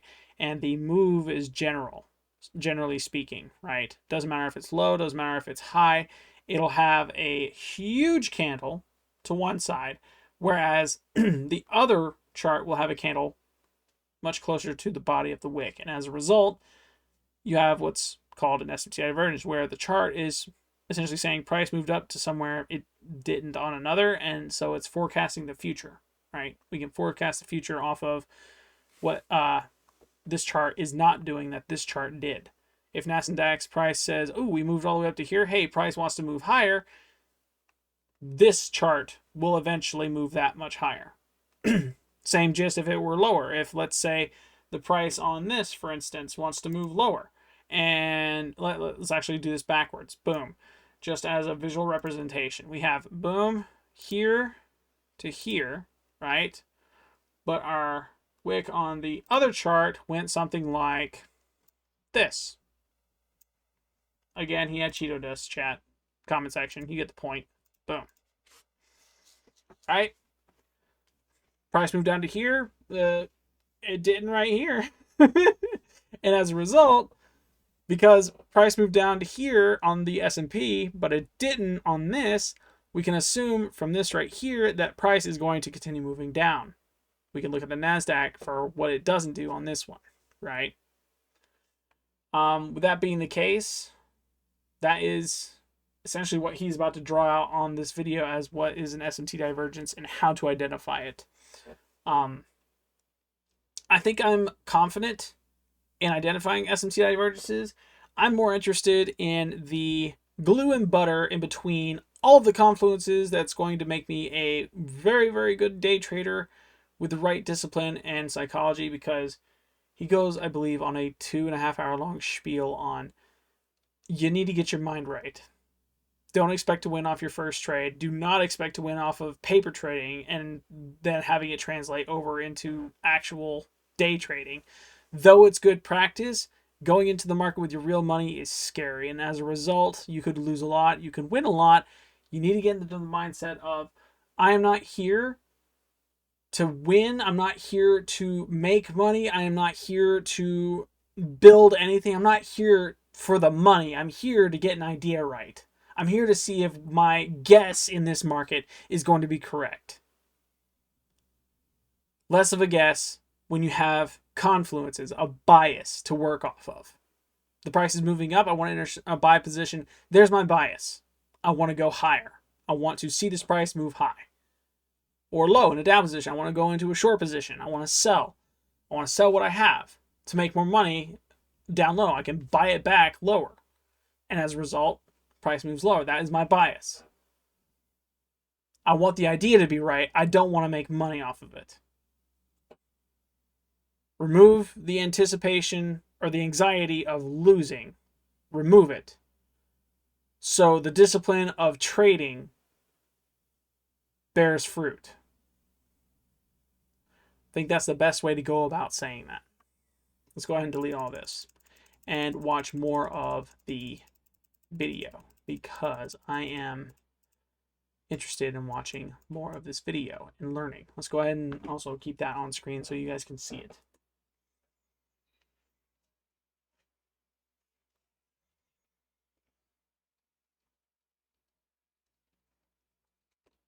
Before he gets any much further as well, I want to quickly mention that when I go to trade, the videos are going to be much shorter. He does what's called daily trading recaps, where he takes a trade and he goes step by step back on what he saw, how he saw it, and how he executed that trade. What were his thoughts about the trade? What were his thoughts going into the trade?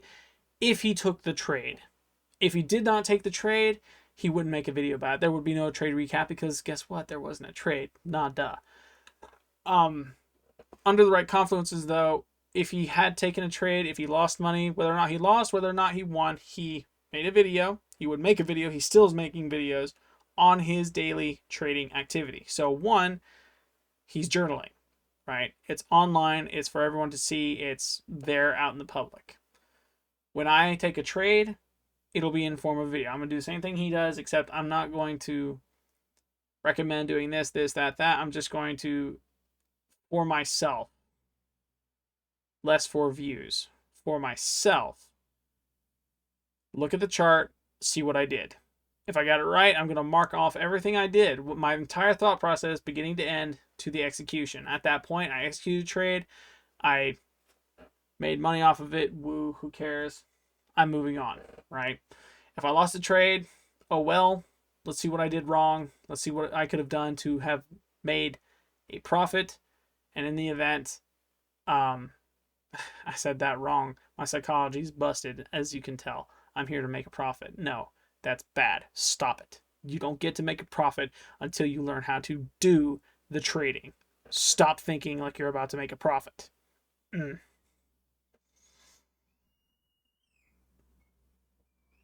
The baby agrees. I don't know if y'all can hear that. That was loud.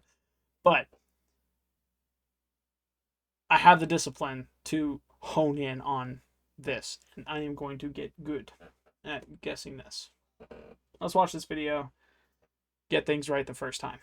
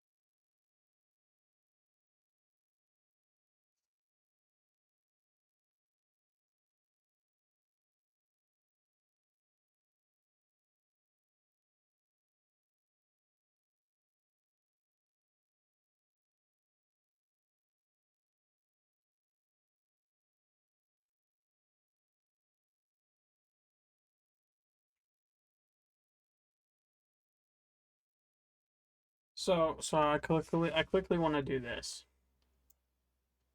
Why'd I do that? Because it's the way he's explaining it. He's reading from left to right. If the S&P 500 is going up, Nasdaq's going up. If S&P is going down, Nasdaq's going down. Read from left to right so you have start to finish your setup. So in this example he's doing, he has one uptrend representing the S&P, like I had up on my screen, and then he had another uptrend that looks like it broke structure. It made a lower low on the Nasdaq, right? That is what is known as an S&P divergent, a SMT divergence when looking at two different indexes that are correlated with each other, right? When one goes up, the other's typically going up. When one goes down, but the other doesn't, there is, by definition, our SMT divergence, where the two charts are no longer in the same sync. And as a result, we can predict what one chart's going to do off of one chart has already done. Nasdaq's going down. Oh no, S&P is about to go down. If the S&P goes down but the Nasdaq continues up, guess what? The Nasdaq's about to go down. Understand? And the charts are so well correlated that you can predict this by that SMT divergence. It's a sign, a confirmation that price is about to move in the other direction.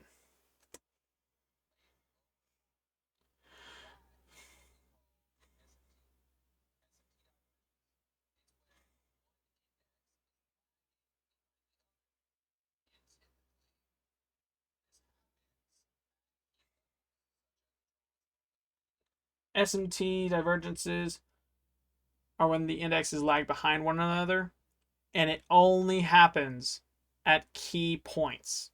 Draws on liquidity. Draws on liquidity occur at highs and lows because liquidity rests there.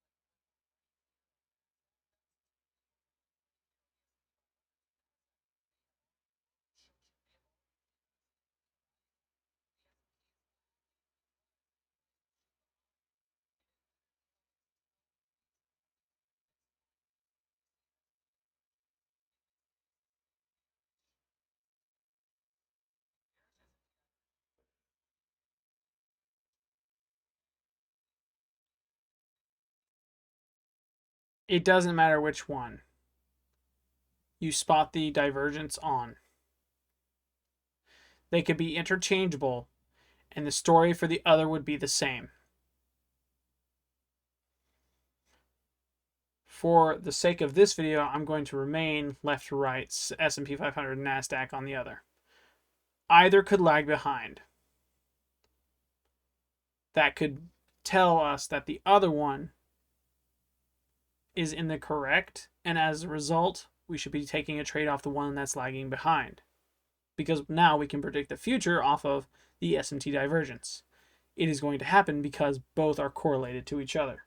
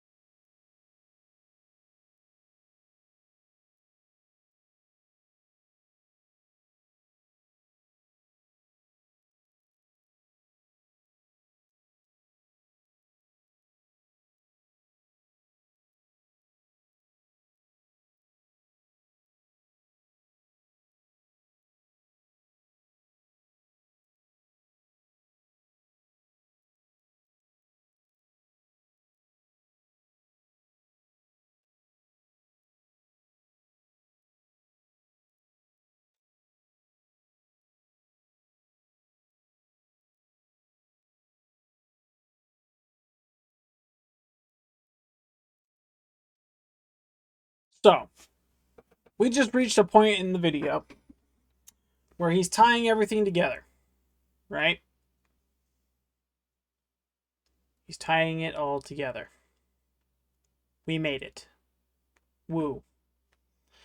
And just in time, too, because we just watched, guess what? We just watched it happen. This candle has yet to close. We got 30 minutes before this candle closes. We just swept this right here, this high. This is a liquidity sweep. Boom. What is a liquidity sweep? A sign, a reversal sign. So I'm going to back up right quick. Back up, back up, back up, back up. Boom. I'm backed up. This is not the time frame to be trying to take a trade off of. This is not the time frame he's teaching us to trade in. This is the time frame he's marking key levels. Specifically, more accurately speaking, he's marking key levels on the 4-hour. All the way up here. He's marking these key levels. He's marking these key levels on the 4-hour and the 1-hour. Boom. Boom. He's marking those key levels. He's marking those key levels. He's going to say market sessions highs and session lows. Anything that's crossed, guess what? We don't care about that high. This is the new high. Anything that's crossed below this low, guess what? We don't care about this low. Why? Because this is the newest low. That's legit what he's about to say. That's what he's about to teach. That's what he's about to do. Boom.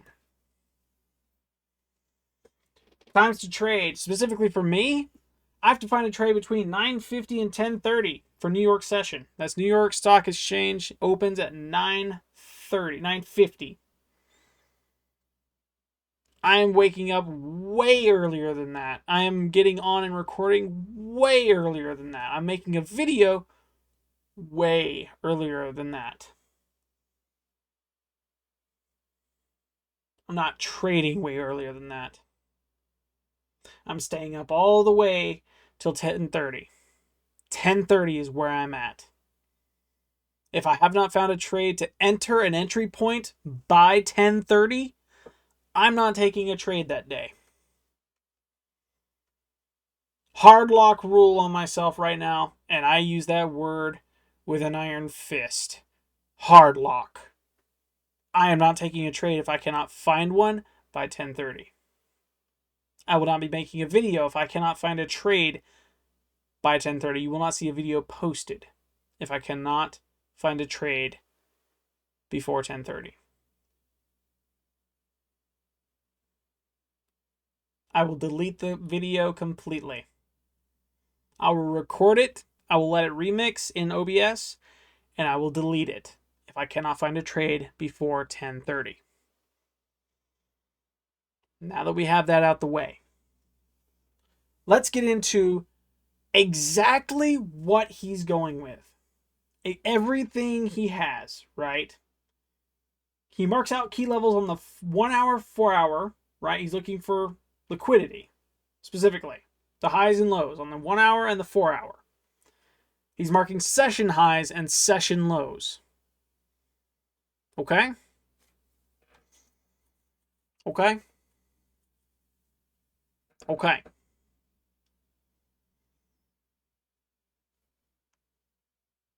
A, he's waiting price to hit key level. I think it just hit key level. Boom.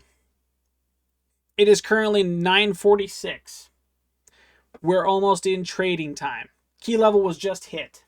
Boom, right there. We just had a liquidity sweep. I'm gonna call that the liquidity sweep. Scale to 5-minute time frame, wait for confirmation, break of structure, inverse for value gap, or S&T divergence. It says wait for one of those confirmations. We're gonna go to S&P. Boom. Boom. Boom. 5-minute from the 1-hour. We're gonna zoom way out. Boom. Boom. 5 minute. Zoom way out. Boom. We can see what price is doing there. We can see what price is doing there.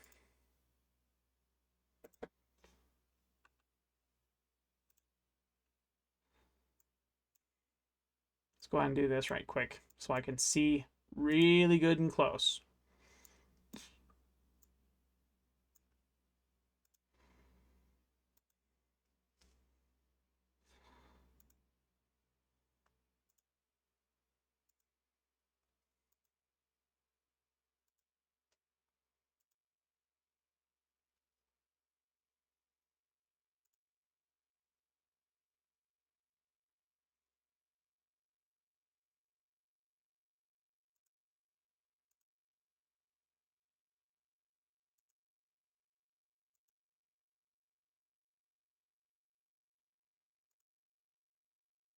No way were we actually about to see this happen.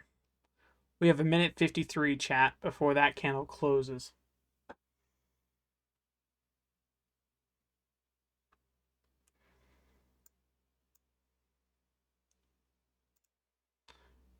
What are we waiting on specifically? We're waiting on, oh my gosh, chat. We still have a minute 33. We're gonna watch this. I'm happy I'm spotting this break of structure. Woo. There's more to be had after it's formed though. We're gonna wait that minute 20. We're waiting for confirmation specifically. Scale to 5 minute time frame, wait for confirmation. It has hit a key level. On this candle specifically, it's hit a key level through that blue line right there. It's crossed a high that was previously marked on a previous session. That's a key level. Up, down, there's our high. From here, we're waiting on confirmation. Confirmation is either break of structure, inverse fair value gap, or an S&T divergence. I do not see any fair value gaps. Break of structure.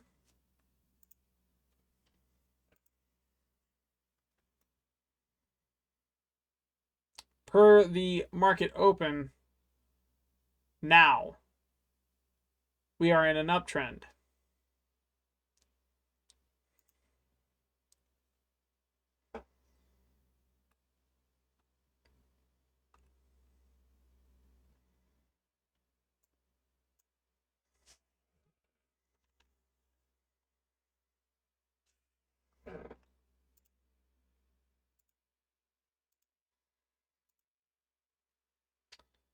That just closed, chat.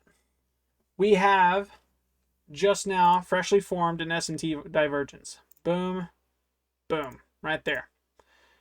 On the S&P 500, we have same thing here. A guaranteed S&T divergence right there. Boom. What is that saying? That's saying I'm pretty sure the S&P is lagging behind the Nasdaq. I think it is. Nasdaq is saying price wants to continue moving down. S&P says, I don't know about that. So what are we wanting to do? We're wanting to take a short off the S&P 500 because what do we know? Price is going to continue moving down on the Nasdaq. So from here, we're waiting on for 5 minute continuation. We're waiting for either a fair value gap, an order block, a breaker block, or if, again, I believe none of those show up, we're using the equilibrium. That is off the most recent high and the most recent low on the 5 minute time frame. Where's our low? Let's go ahead and mark those now for the sake of knowing. Down, up, recent low, boom. All right, where's our most recent high? Up, down. Most recent high, boom, right there. Our equilibrium would be within this price range specifically.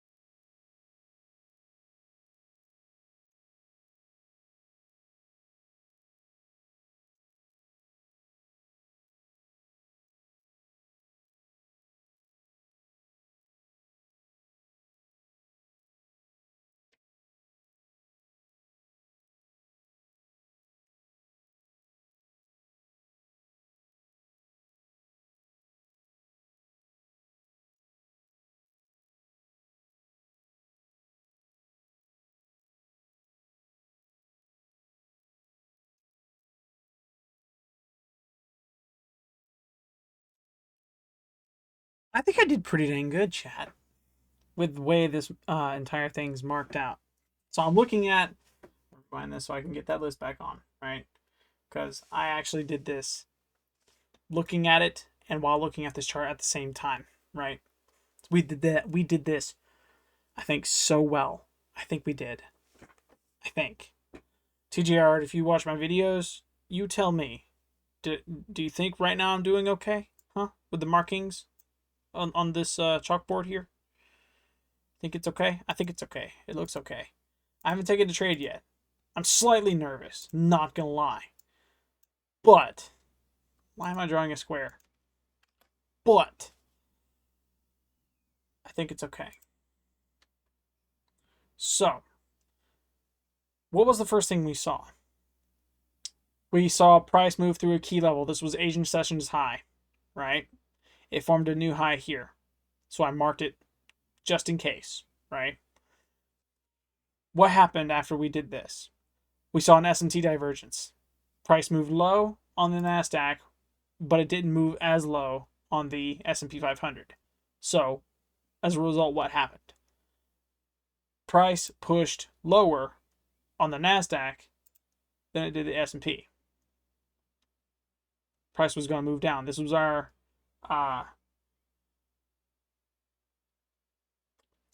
confirmation that after it hit this high, we were going to see the S&T divergence.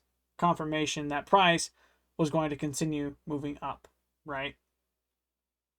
From there, we moved to our 5-minute continuation, which is fair value gap, right? On the 5-minute, we found our fair value gap right here. It's a small one, but it's there, right? From this fair value gap, I believe we were supposed to press buy, right? When this candle closed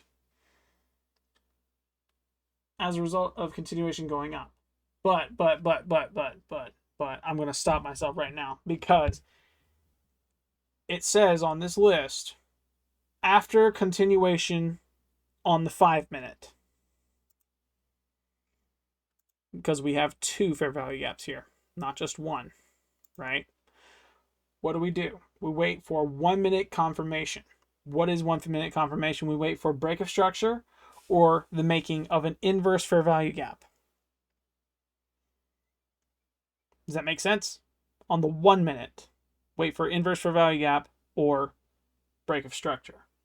So, from here, we made one fair value gap here. Boom. Boom. Boom. What are we waiting on? We need to scale down to the 1-minute first. Boom.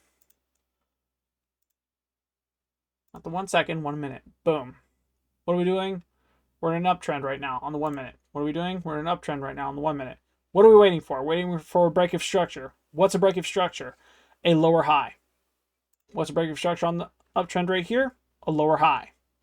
Or a lower low. Right? We're waiting for one of these to become an inverse fair value gap, which means a candle body needs to close below it. It needs to become an inverse fair value gap. And just so we're clear, that would need to be below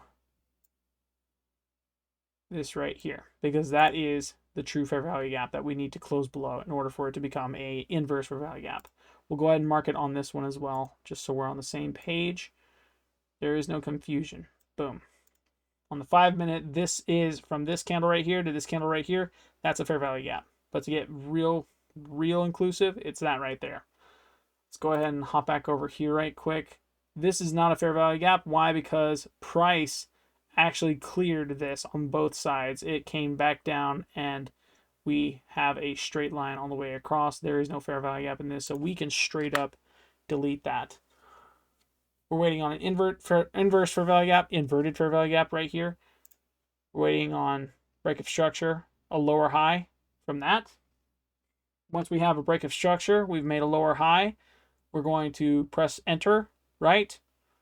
What position are we going in? We are looking for a buy position. Why? Because we are in an uptrend on the 5-minute, and on the hour, we are in a retrace. We are looking for that new high. We think this is an uptrend. We're going to press buy on it. What levels are we looking for to take? I don't think we're waiting on the hourly. I think if we do happen to do the hourly, we're looking for this high here. Boom. That's about it for that. Per this move down, I believe we are actually in a downtrend. Because we are in a downtrend, we're going to enter a sell position. We're not going to enter a buy position. Boom. Let's go back down to the 1 minute. Boom. Zoom way in here. We're waiting on break of structure and inverse fair value gap. And we, at this point in time, wait. That's what we do. We wait on this time frame. That was a well-identified S&T divergence as well. You can see that clearly on this. Price moved lower here. It was not as low here. So in this case, it was the NASDAQ that was lagging behind the S&P 500. The S&P 500 was what we needed to watch out for when it came to the trade, because we now know we're in a downtrend on the higher time frames. We're going to want to enter a sell position to make the most out of all of this. This fair value gap was just cleared. However, I'm witnessing a lesser amount of sell orders. So I am now waiting for that candle closure below this fair value gap to get disrespected and become that inverse fair value gap like we were talking about before. At that point, it's going to continue moving down. That's what we're waiting on. Pardon the baby cry. He may have fell. May have tripped. Let's go ahead and watch some more of this video. I'm going to watch some more of this video right quick while this is forming and we're waiting patiently for it. We're going to do this right here. Boom. Boom.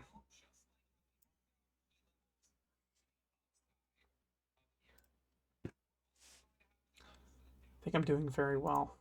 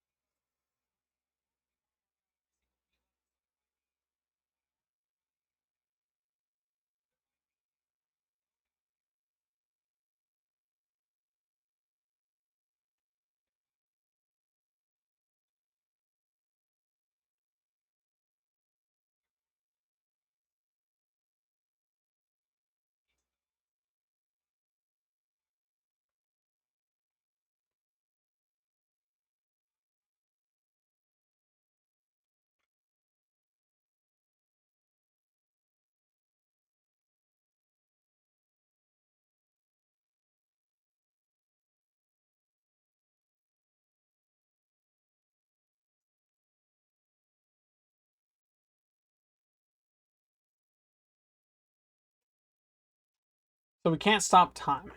That's okay. We're going to make time. Boom. We're going to go to our notes. Boom. I'm gonna type this up same way he has it because it worked for the most part, but I think the idea was wrong. My idea was definitely wrong. Why? Because right now price is moving much higher than the fair value gap we had marked out on the 5 minute. It came in, cleaned it up, right? We don't have a fair value gap here anymore. It is not a fair value gap because it was swept, right? We did not get a close below it, so it's not an inverted fair value gap. What is a fair value gap? It is a sign of continuation that price is going to move even higher, right? It was confirmed that price was going to move higher off this fair value gap, and so from that, we could have pressed buy here and watched it move higher. However, I want to see his strategy work because I want it to take a short trade, right? I recognize that on a higher time frame, we are in a downtrend. Just because we're in an uptrend on the 1 minute does not mean we are in an uptrend on the 5 minute. Though each one of these represents like a single minute, right? And it says that we are on an uptrend. We still have this huge leg down right here, right? And we just recently broke above this high. Just recently. Within the span of a day, broke this high. So, with that being said, we didn't sweep this liquidity either. So there was no sign of reversal that it's going to continue higher. So this right here, we're waiting on it to dip back down. We're waiting for that inverse fair value gap. While that's occurring, while we're looking and waiting for that, I'm going to type this up. So 4 hour, I did that wrong. 4 hour. I'm going to type it exactly the same way. In order. 1. Key levels.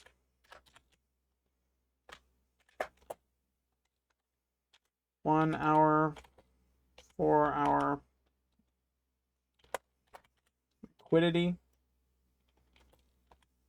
and session highs / lows.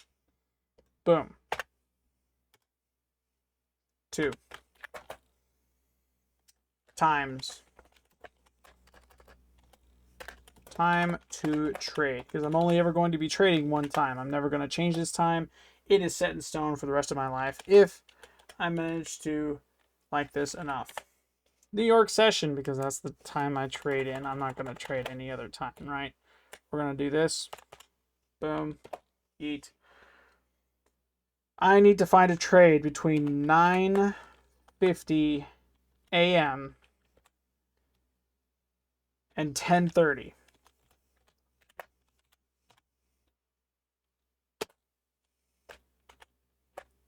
I'm going to type this in as my note. Never after 10:30. That's my personal note. 3. I don't have to do that because now it's time to actually get into how to trade. How? Plain and simple. He does this in ABCs. Boom. Boom. Wait for price to hit key level. Did I fat finger something? I did.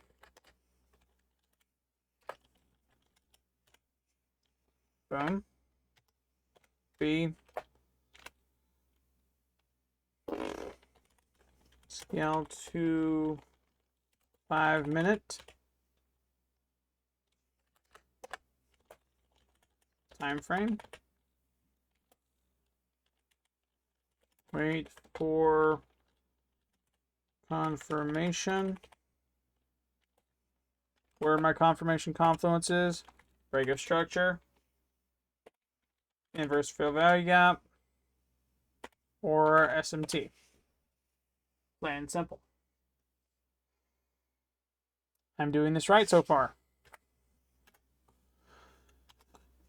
See. Wait for 5 minute continuation confluence. What are my continuation confluences? Fair value gaps, breaker blocks, order blocks, or equilibrium. I fat fingered order blocks. Oh no.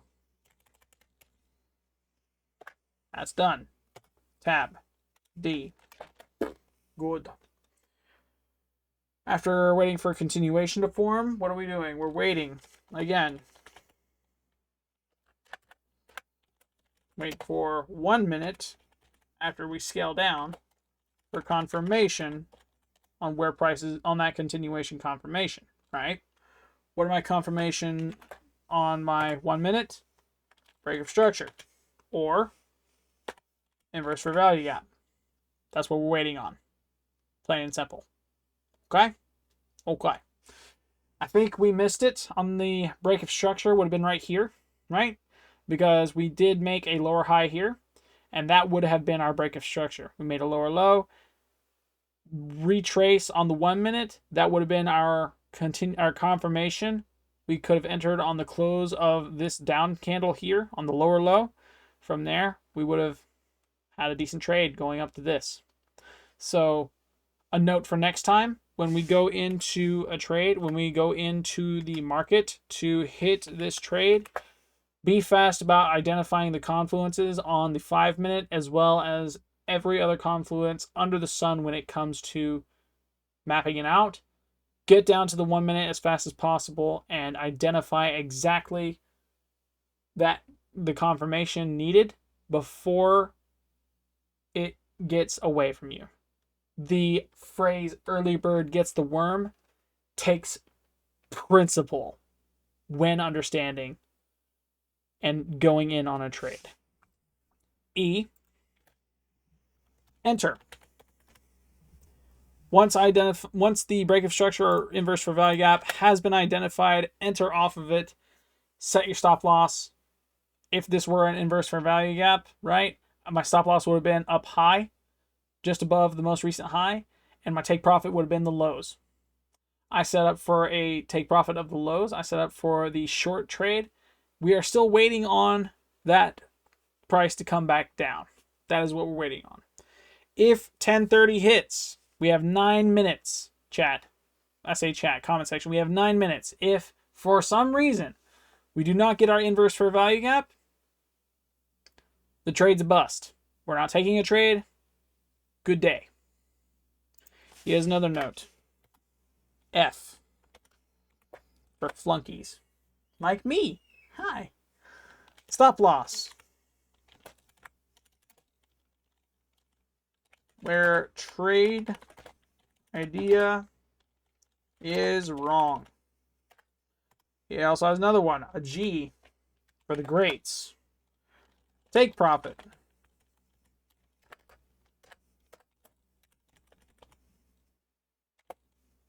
At other key levels. Makes sense. Makes a lot of sense, actually. I think I did very good today. We made it to how to trade. We made it to our times. We made it to our key levels. I want to do this. Because all of this right here, like... Yeah, no. I'm going to delete all of this.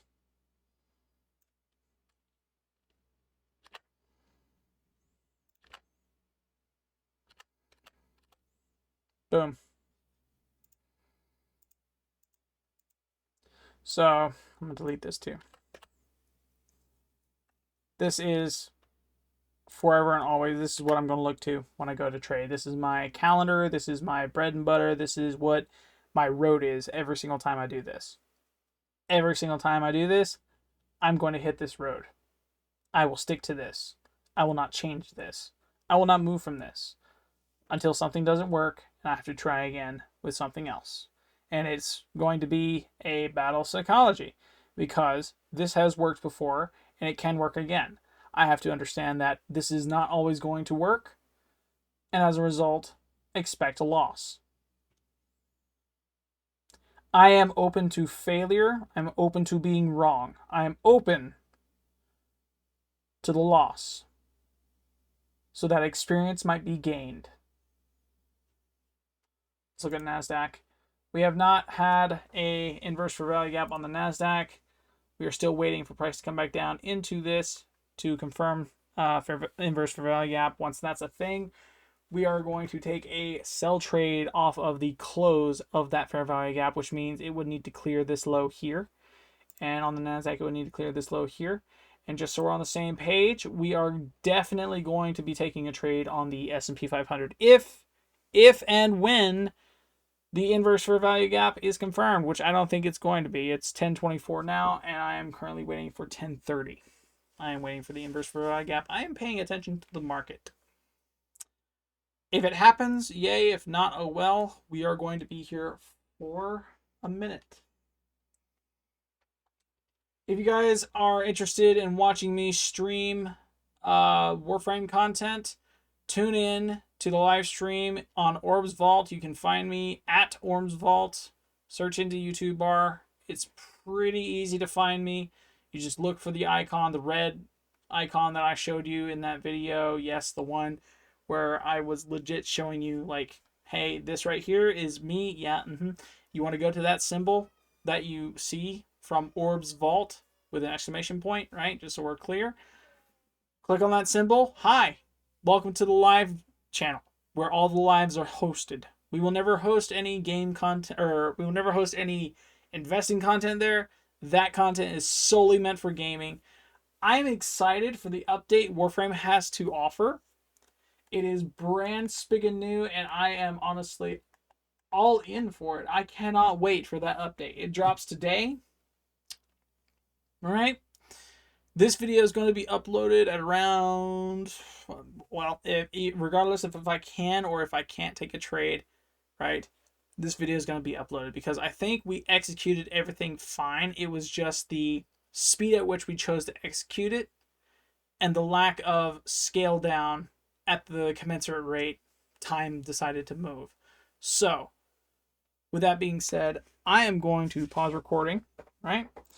I'm going to pay attention to market, and once it hits that key level, I'm going to unpause and we're going to enter trade. Okay? Okay. I'll be right back. So, I understand why. I now know why this is a thing. So, there is a resource that I failed to check before I began looking at market today, right? Because price action looked fine. It looked good. However, I did not expect it to continue going up. It is now 10:31. We have not found a trade entry point before that time. I want to take a brief moment to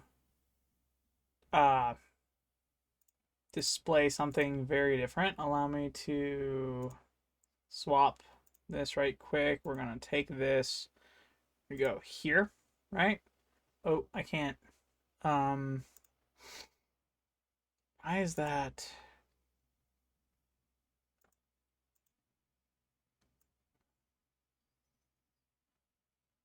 I don't know why that's the thing, but you could see this right here just fine.